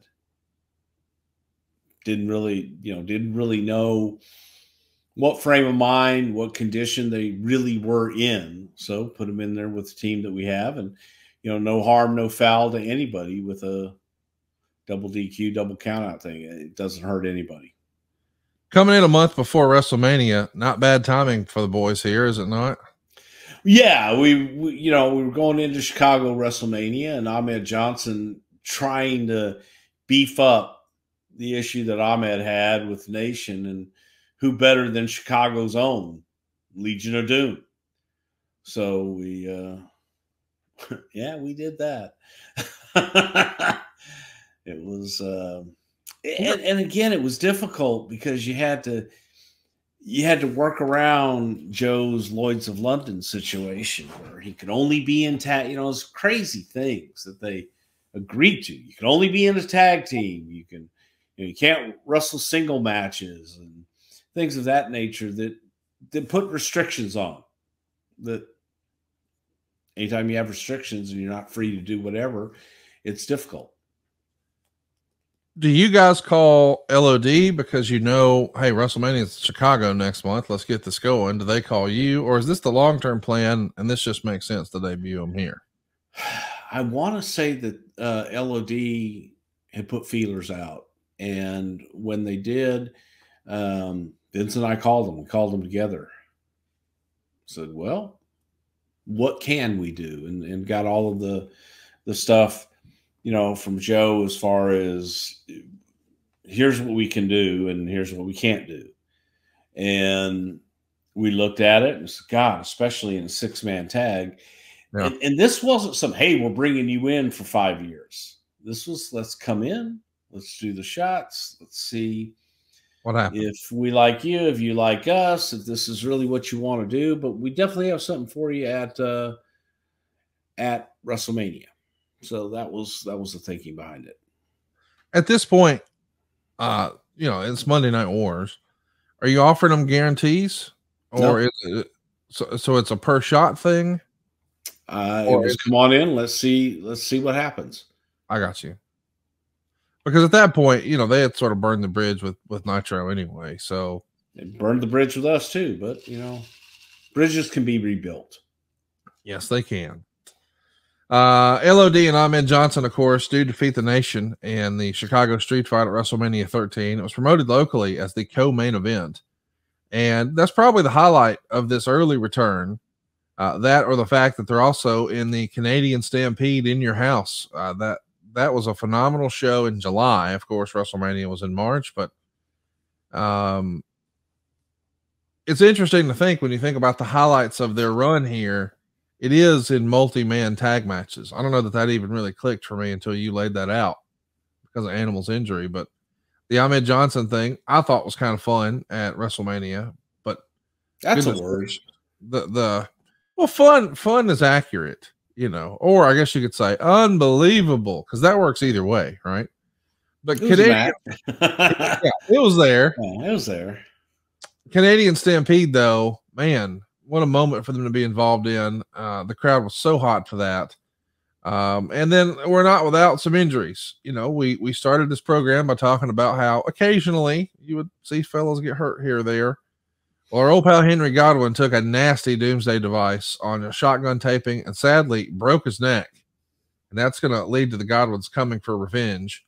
Eventually, the LOD would win the tag titles one last time in October of 97, but they're essentially transitional champions at this point for a new hot tag team called the New Age Outlaws. We know that Henry was in the inner circle of The Undertaker and well liked by, you know, those folks and whatnot. Any fallout, any issues about this accidental injury that he suffered at the hands of the Legion of Doom? Accidents happen. You know, yes. It ain't ballet. Accidents happen in this business every day. And it was unfortunate. Just one of those things. Did the Road Warriors have any objection about sort of helping make the Outlaws here? Because it's a big deal when you beat the Outlaws or when you beat the Roadies for the tag straps. No, not at all. Not at all. I think that, you know, more than anything was being able to keep up with them. Right. And being able to do everything that they could do. Because New Age Outlaws were red hot at the time.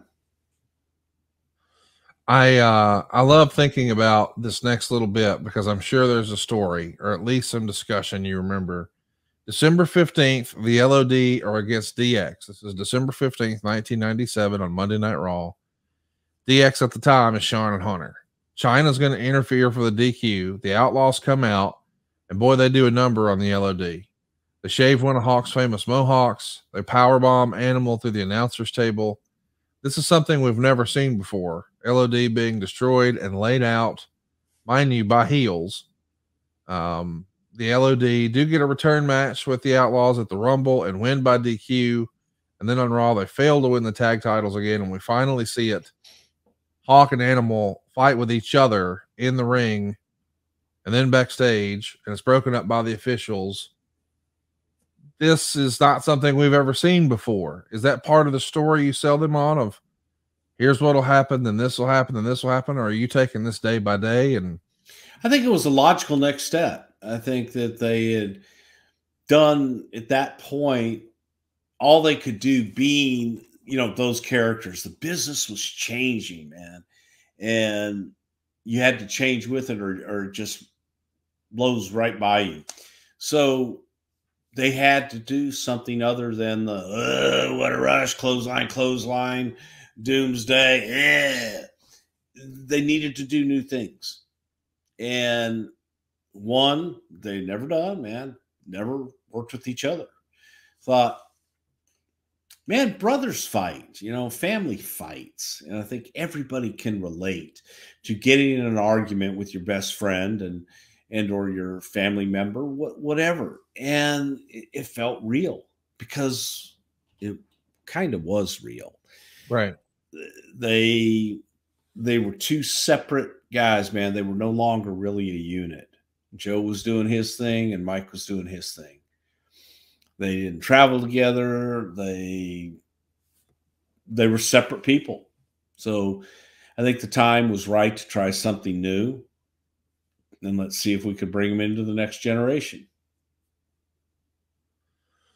So they go along with it, of course. And then we see, I mean, it feels like the end of LOD. Like, we've never seen them laid out like this. We've never seen them fighting with each other. And maybe we just decide, hey, it's time for a fresh coat of paint. Maybe it's time to move into this new attitude era. And we see them gone until WrestleMania 14. And then they're announced as the last team announced for a 15-team battle royal.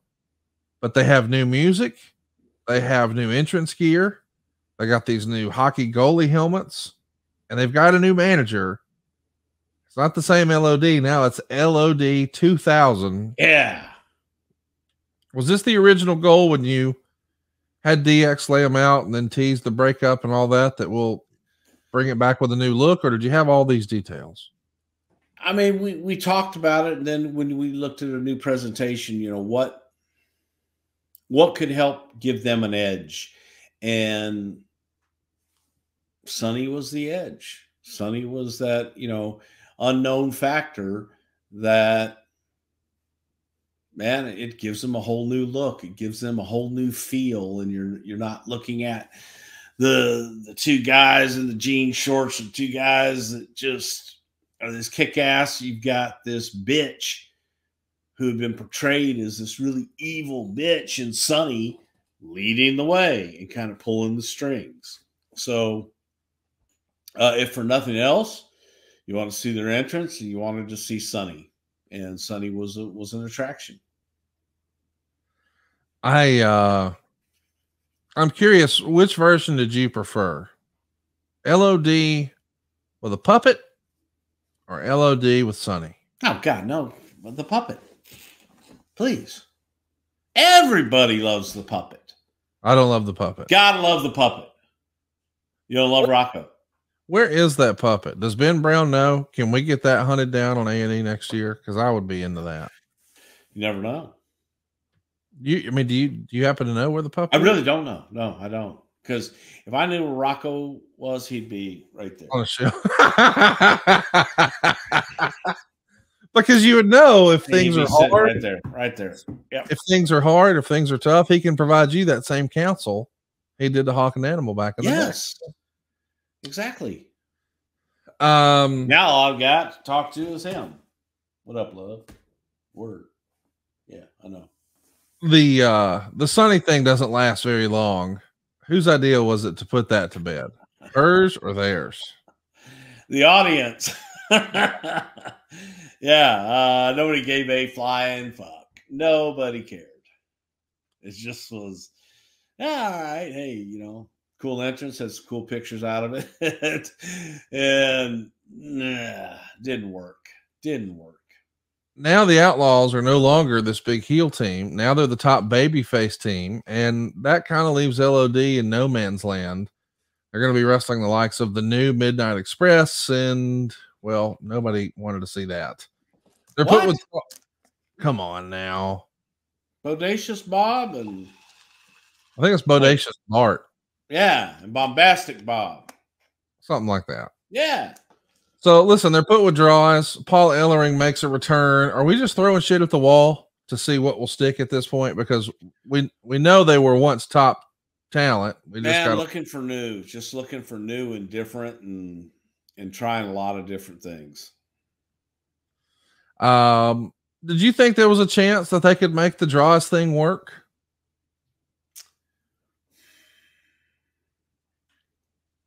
By the way, if you're looking on YouTube, look, they look totally different with full heads of hair. I understand we had to change, but maybe that's one of the things I wouldn't have changed. Keep the crazy hairdos.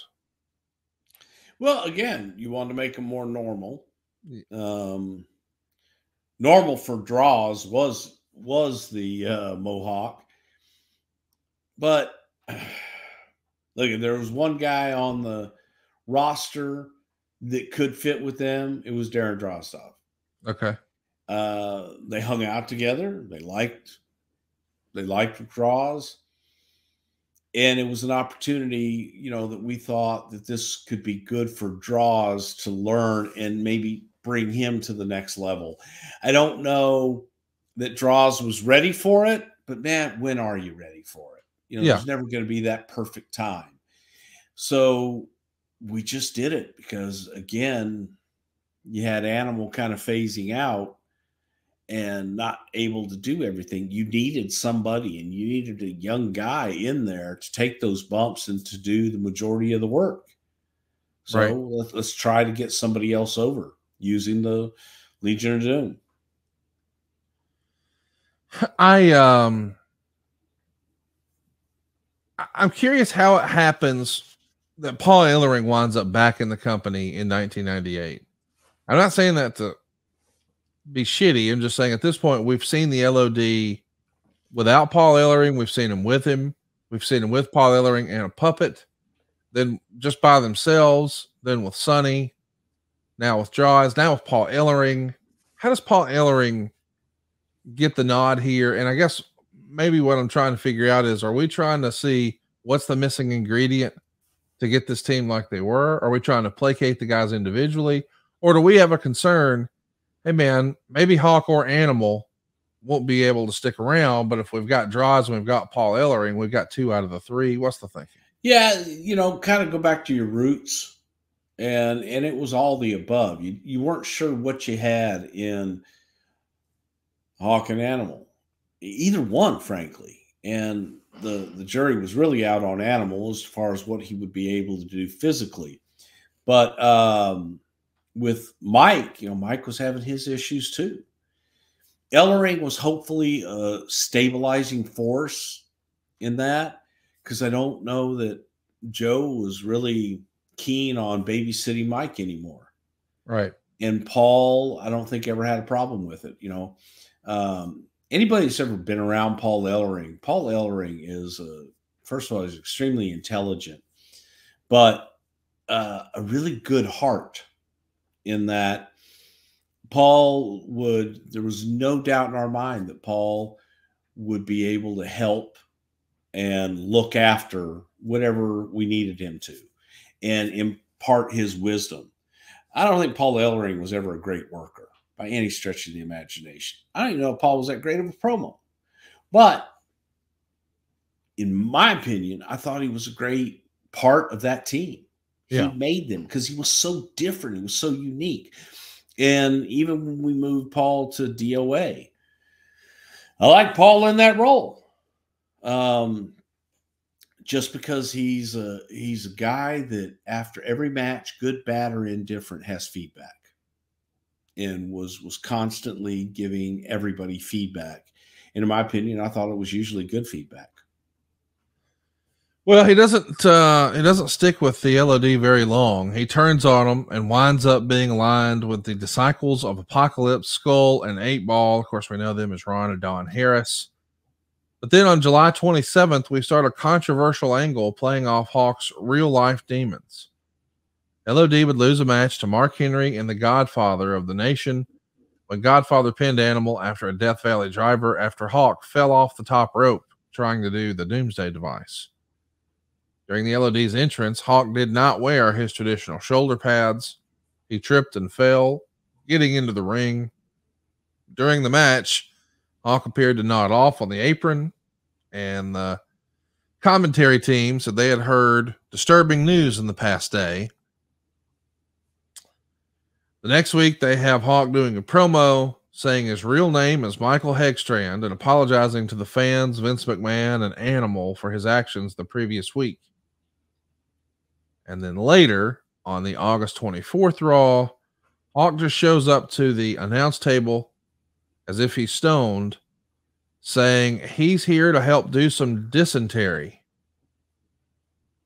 He asked JR if his wife still has the belt. And he starts asking Lawler if he remembers the time in the Mid-South Coliseum when he told him to not sell the pile driver and how it got over. Bruce, what are we doing here? Mirroring real life.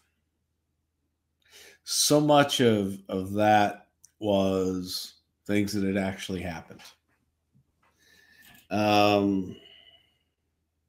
Mike was going through a very difficult time.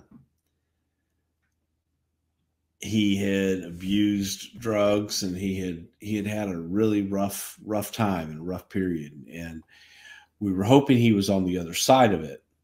But to kind of exorcise his demons, it was at his suggestion that we do this character to show people the effects of what happens. You know, when you are, let's say you're hammered or you're really messed up, and people will tell you how you were, and then you try to portray that when you're not messed up, it's kind of hard to do. Yeah.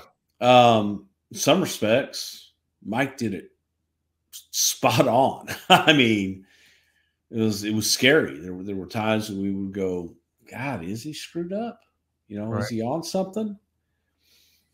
But I think that he was one of those guys that was able to actually portray that in a way that was very realistic as to what we had all experienced. Best subject matter in the world? No. I don't think it was the best. Was it real? Was it something that people in real life dealt with every day? Yes. Is it a Russo idea? I think it was a Hawk idea. All right, we got to talk about that. How or why would Hawk think that was good for his character? I think to exercise his demons. I think to be able to put it out there so that he was dealing with it. You know what I mean? So that he could say, hey, man, I'm over this. And as a matter of fact, I'm going to portray the character to show people why you don't do the things, why you say no and things of that nature. So, Russo was there writing a lot of it, but I think a lot of it came out of Hawk's head too. Is this one of the first times you remember? I mean, this feels like a major departure from the way Vince would have presented a character 10 years prior. And I know the business had changed. So I guess that's what I'm trying to get to. Do you remember thinking, boy, Vince is open to telling some different kind of stories now? Yeah, we were. We were getting into more reality-based situations and trying to take the people and make them real and make them relatable. And for those of us that had been around Mike, over the last few years, it was all too relatable. And that's maybe the problem. It was too relatable because it was spot on. How did Animal feel about all this? I know you said it was Hawk's idea and he was for it. Clearly Russo and Vince get on board with it. I don't know how, but they do. But how does Animal take this? I mean, it's been said over the years that these guys were almost at times maybe too protective of their characters. Animal for this? I don't really remember specifically how Joe felt about it. I think he was kind of indifferent. So that's probably why, I don't know that he had a strong feeling one way or the other. And it was just, okay, let's do it. But, it was different. It was definitely different. On Saturday Night Heat, at Madison Square Garden before SummerSlam 98. Too Much would defeat the LOD in 2 minutes and 14 seconds. But Scott Taylor pinned Animal after Hawk fell off the top rope and hit Animal in the back with his LOD helmet. The match was supposed to be Animal teaming with Draws, but Hawk eventually staggered out to the ring, convinces Draws to let him take his place in the ring. Hawk wrestles the match while wearing his LOD helmet. I don't know how we think there's money in this, but we're doing it. We're telling stories, I guess. It's a different era. But you wanted to see the other side. You wanted him to get help and get that help on the other side. And the other story about it is that, you know, as we later find, is that Draws is feeding his addictions. And that it's Draws that going, hey, man, here, you know, take some of this, take some of that. And you have people in your life that will do that sometimes, that know that, you know, if you're an alcoholic or you're a drug addict and you have that guy, oh, come on, man, you have another drink. Here, take another pill. Just one more hit. That's real life too. So the idea behind it, the story behind it was that Draws was the pusher, if you will. Yeah. Draws was the guy that was getting him addicted. Draws was the guy that was trying to, you know, have Hawk screw up his spots so that Draws could step in and take over. That was the story. Whether it was a good story or not is debatable. But that's what we were trying to do. Draws does start appearing more as Animal's partner. Just those two are now presented as the Legion of Doom, and you know where it's going. Eventually, on November 16th, Lexington, Kentucky, it's Animal and Draws versus Gangrel and Edge. Then Hawk shows up and starts climbing the side of the Titantron, and the match just ends. Animal is pleading with Hawk to come down, but Hawk is threatening to jump, saying he's going to go out in glory. Paul Ellering pleads with him to come down, and he wouldn't. Jaws also climbs up the Titantron and seems to give him a slight push. And they make us believe that Hawk has fallen from the top of the Titantron down to the ground. And they've taken him out in an ambulance. In hindsight, wish we had that one to do over. Probably wouldn't have done it. I don't know about doing it over, but I don't know that we would have done it. I don't think that it was done well, first of all, with the push and all that stuff. But yeah, it might have been a little too far. Wasn't crazy about that one. Hawk comes back a month.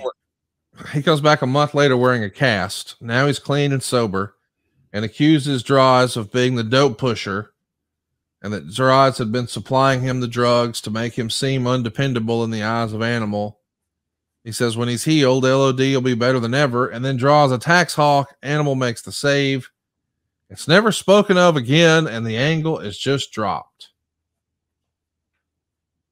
I'm sure Draws' injury sadly had something to do with this, but I'd like to think that you guys just said, nah, maybe not do this. Yeah. It wasn't working. It wasn't good. And it was reality. It was a bad reality that wasn't portrayed well. And, you know, when you get into it, sometimes you're so deep into it and go, probably shouldn't have gone down that road. Hawk returns in March of 99. Their last match here is the day after WrestleMania 15. They lose to Owen Hart and Jeff Jarrett. And LOD are gone from the company shortly thereafter. Why was it time for this to come to an end? Why the parting of the ways here? It was an experiment that didn't work. It was trying to relive, you know, the glory with really only half the team, and then the other half just wasn't really into it, and wasn't anywhere close to being the Hawk of old. And you had Animal, who couldn't do a whole lot due to his limitations. So, you know, I put that one on us for even bringing him back. We tried to make it work. We tried to get something out of the LOD name one last time, one last run. It just wasn't there. They didn't have anything left in the gas tank.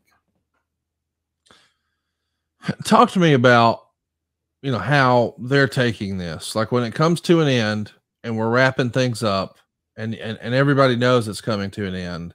Is there ill will?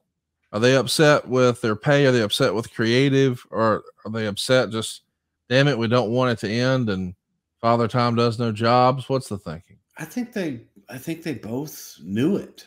Yeah. I mean, they knew it. They knew it wasn't working. They could tell the reactions weren't there.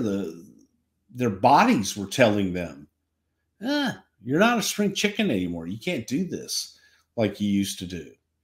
And everybody knew. So yeah, at least on my end, there was really no animosity. It was just kind of, we've come to the end of the road and time to get off.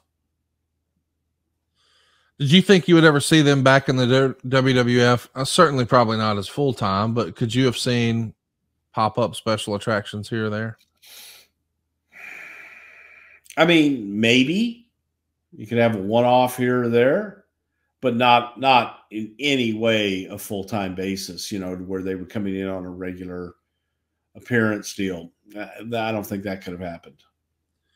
Well, LOD is back on the indies. They're going to be in Japan for the next few years. Animal even has a short singles run during the dying days of WCW, and they pop up in some of the early TNA weekly pay-per-views.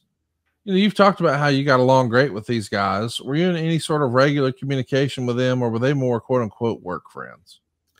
You know, they were work friends. However, I think I probably talked to Joe more than Mike, but it was funny because Mike lived in Tampa and we had mutual friends. So we'd always send regards back and forth and what have you. And every once in a while I'd run into him and get a big hug. And he just was a big old teddy bear to me. They do make two last WWE appearances. First on May 12th, 2003. It's a Monday Night Raw in Philadelphia. They're going to lose to the tag champs Kane and Van Dam. Meltzer would have this to say. RVD and Kane beat the Road Warriors in 3 minutes and 10 seconds. Animal was blown up in 40 seconds. Hawk missed the Doomsday Device. Kane choke slammed him. Rob Van Dam frog splashed him for the win. Bischoff said he had signed him for Raw, and at this point, neither had signed a contract. There were no dates booked for them after Baltimore on May 12th. Road Warriors looked terrible, but it was short enough that the crowd seemed okay with it. Hawk got right up. There's been a long and negative history of Hawk and Vince, but Vince told Hawk before the show to let bygones be bygones. So talk to me about this. We haven't spent much time talking about the negative history of Hawk and Vince, but for him to pop right back up after taking the choke slam and the frog star or 5-star splash, any heat on Hawk for this, or is this just Hawk being Hawk? It's Hawk being Hawk, but you know, you definitely don't want somebody to do that after they've been told and asked not to do that and told, you know, hey man, go out and be professional. And you know, look, there's always heat with Vince. I think just from a promoter performer, every performer feels that the promoter's screwing them somehow, some way. You know, it's never their fault. It's never anything else. So there was always that professional heat with Vince. You know, I would liken it to the same thing, you know, with Hogan. It was that love-hate relationship with them. So, but Hawk was Hawk. You know, Mike just, man, he stepped to the beat of his own drum. And it would be like, okay, I'm going to get Vince. Well, you're not hurting Vince. You're hurting the product. You're hurting the rest of the boys.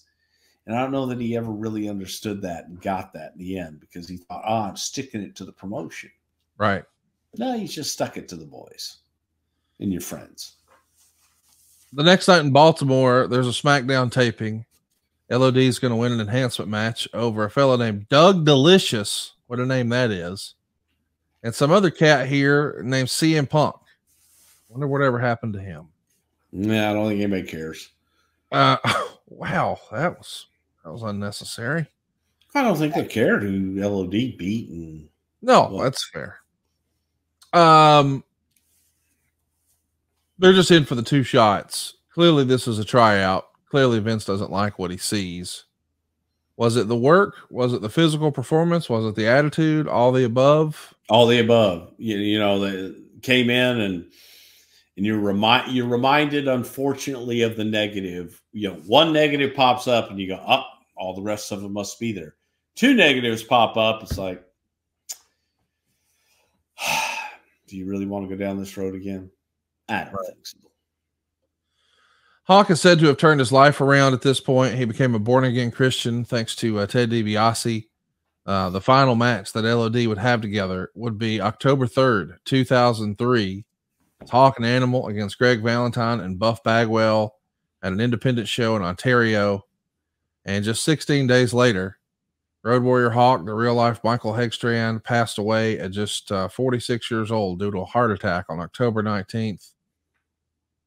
Man, you want to talk about a guy gone way too soon. I mean, just look at that. If you're watching over on YouTube right now, that look right there, man, that's iconic in wrestling.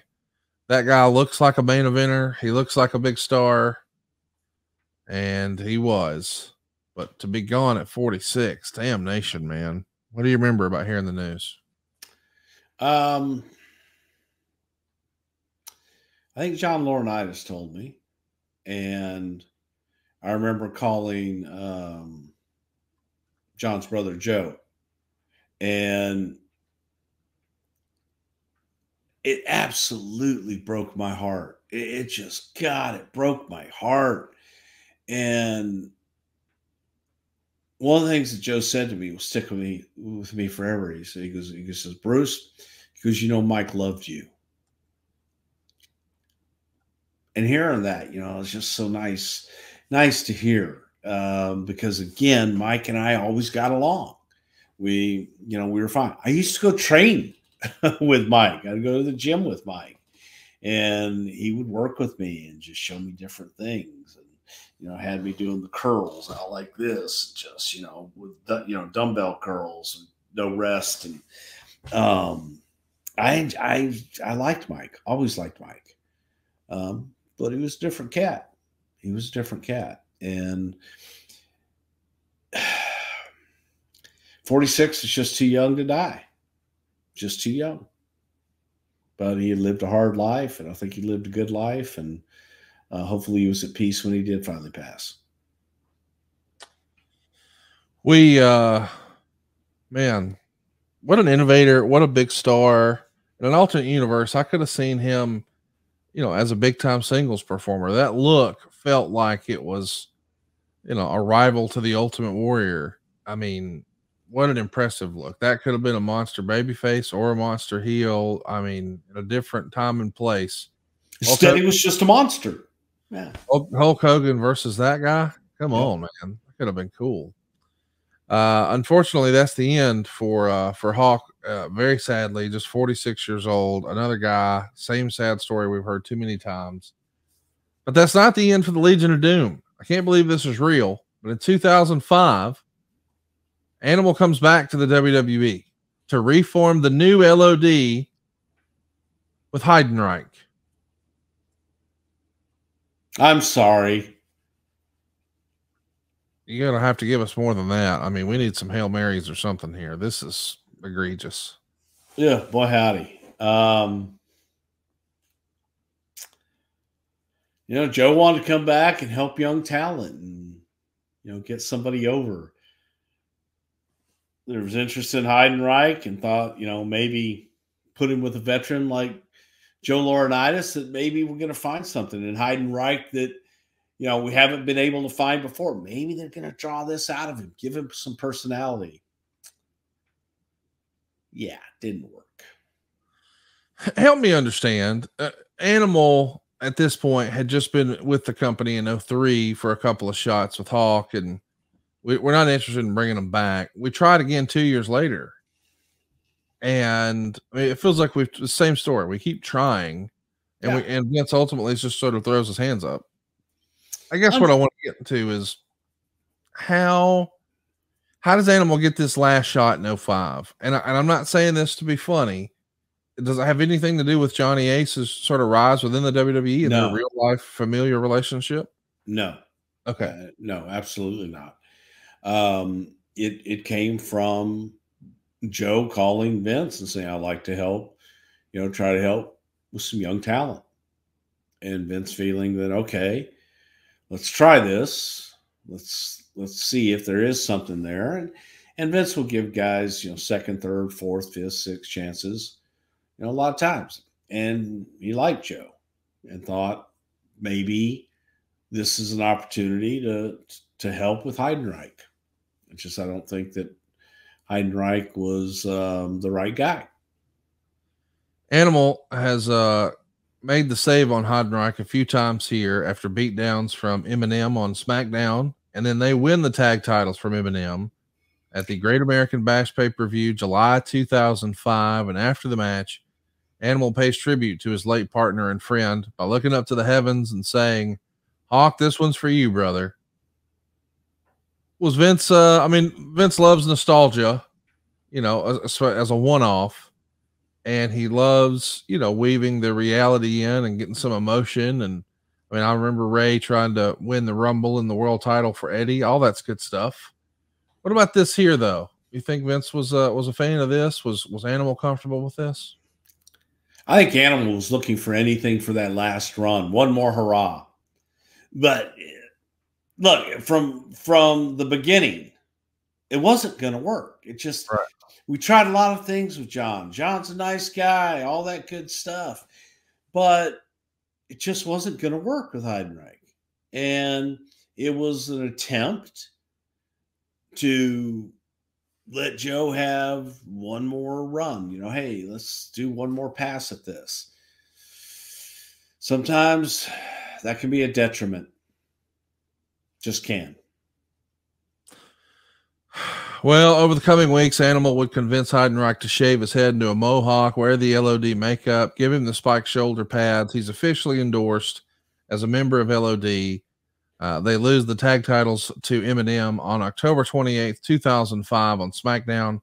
It's a four-way that also had the Mexicools and William Regal teaming with Paul Burchill. Kind of an interesting time, 2005. Heidenreich, unfortunately, is released January of 06. Animal's going to hang around a few more months just working as the Road Warrior. He's going to go ahead and be released June of 06. And it's probably time. That's the end of seeing Animal on a big time stage. Of course, we saw the loss of Hawk a few years prior, but Animal's wrapping up here June of 06. And the Road Warriors and Paul Ellering both go into the 2011 Hall of Fame in Atlanta. Well-deserved spot. I wish Hawk would have been there to see it. Animal has one last appearance as a part of the celebrations leading up to Raw 1000. He would defeat Heath Slater on the July 20, 2012, easy for me to say, edition of SmackDown. That's his final match. And although you and I got to hang out with him a lot at conventions over the years, and you once convinced him to paint up and then sit in the crowd like a goof in a Chicago Cubs game. Yeah, that was that other goof that you used to hang out with. Yeah. Animal passed away September 22nd, 2020, just 10 days after his 60th birthday. Gone way too soon, suffered a heart attack.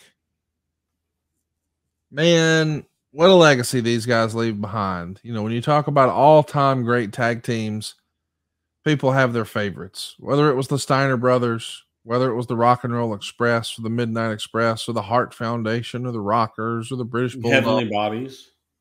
The Heavenly Bodies. Skip and Zip. No matter who your favorite tag team is, somewhere in the conversation is the Legion of Doom or the Road Warriors. And I'm not asking to be funny, but they got to be top 5, right? Okay. As far as drawing money, making an impression as an act, as a presence. Dude, once you see him, you can never forget him. Correct. Iconic. Look at that, man. If you're looking on YouTube, my gosh, what a look. Like, that's what you remember right there. Yes, exactly. Once you saw him, you never forgot seeing him, and they made an indelible impression in your mind. And I had the chance. Hawk and his wife were going to move to Houston. Late 2016, 17, 18, something like that.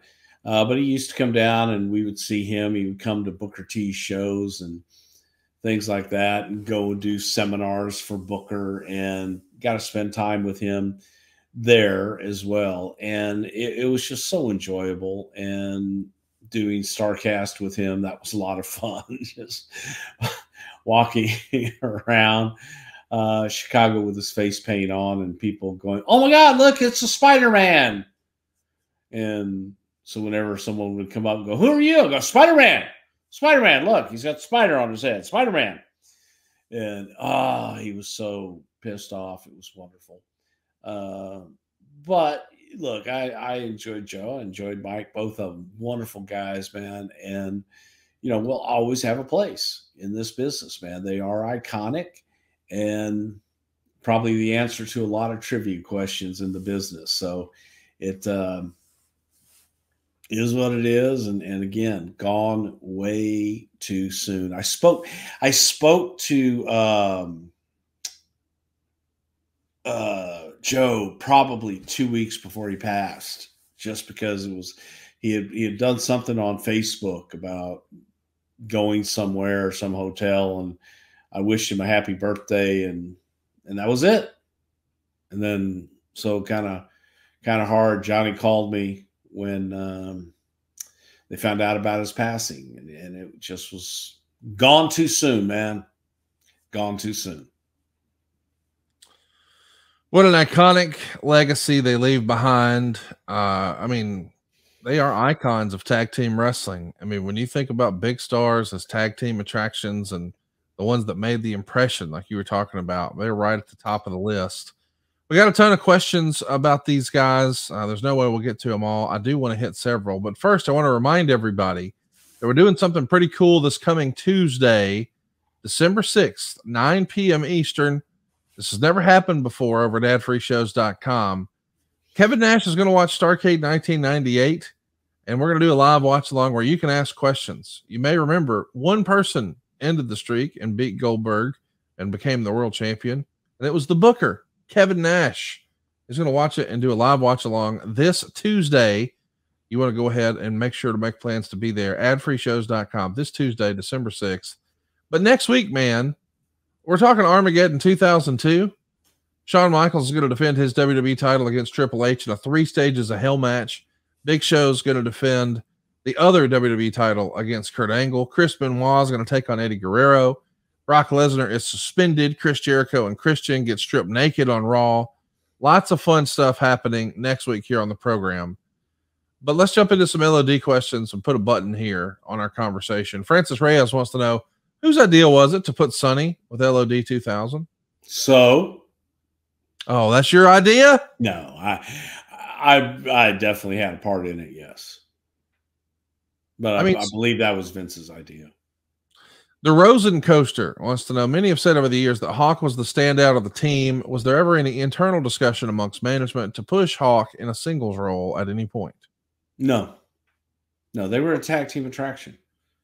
I know WCW did that at one point with Hawk and Flair, and I never understood that. They're a tag team attraction. They're the Road Warriors. They're the Legion of Doom. Why does that work for them to be a tag team attraction, but it's okay for the Rockers or Hart Foundation or the Bulldogs or what have you? Not while they were a team. I'm not arguing that, but I'm saying you never thought that they would break up. I think that, first of all, there are certain guys that work better in tag team matches. When you've worked your entire career as a tag team, it's difficult to make the transition to singles. Yes. They had never worked singles. They started as a tag team attraction. Early, their first steps out of school, they were a tag team attraction. And had never had to work an entire match on their own. They always had the fail-safe of tagging their partner into the match.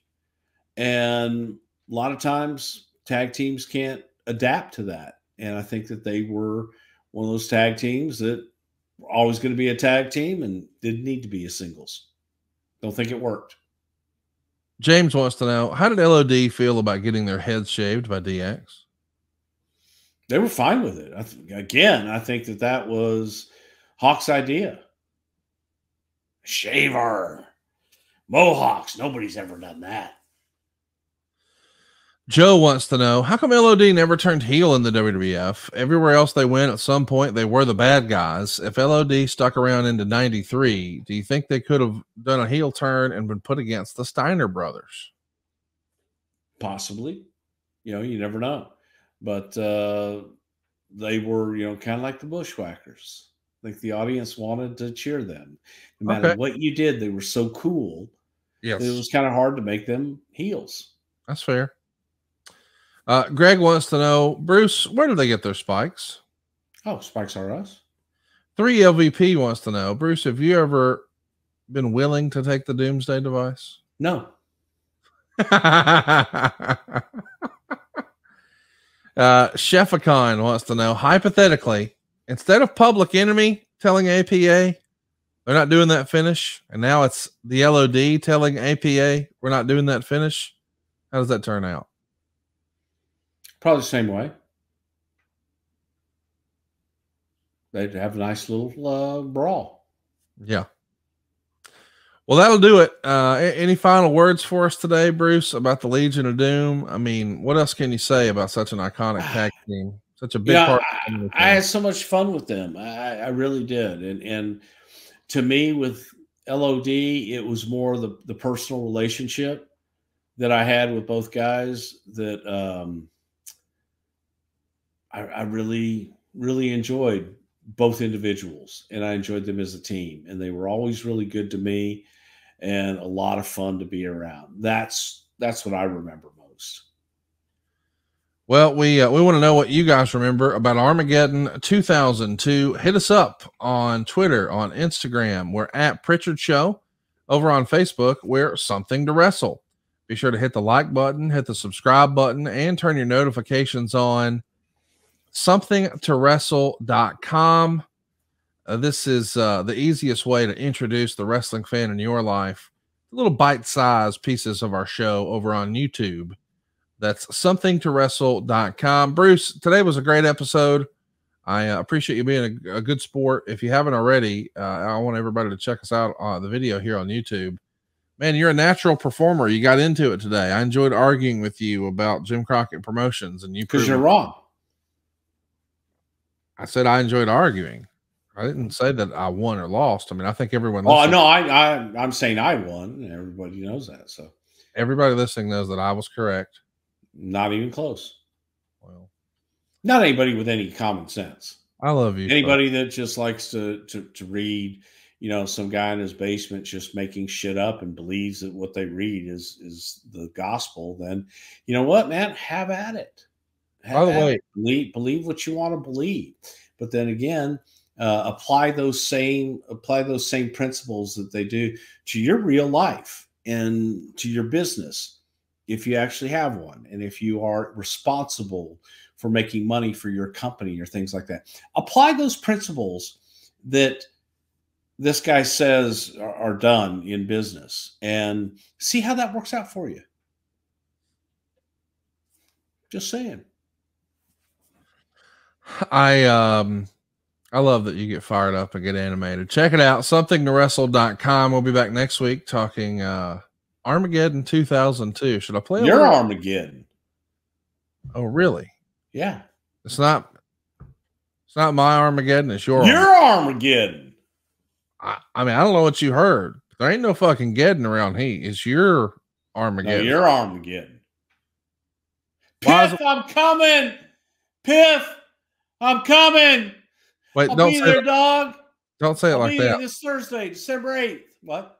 That doesn't sound. That's not what you want to say. No. No. I'll be there, Piff. Piff, I'm coming. I can't wait to see.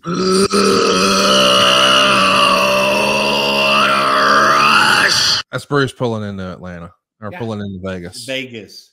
Yeah. Yeah. All right, boys and girls, we'll be back next week. Hopefully we can catch Bruce before he goes and comes in Piff or whatever he's doing. I don't know. We'll see you next week right here on Something to Wrestle with Bruce Prichard. Rock the fuck on. Word.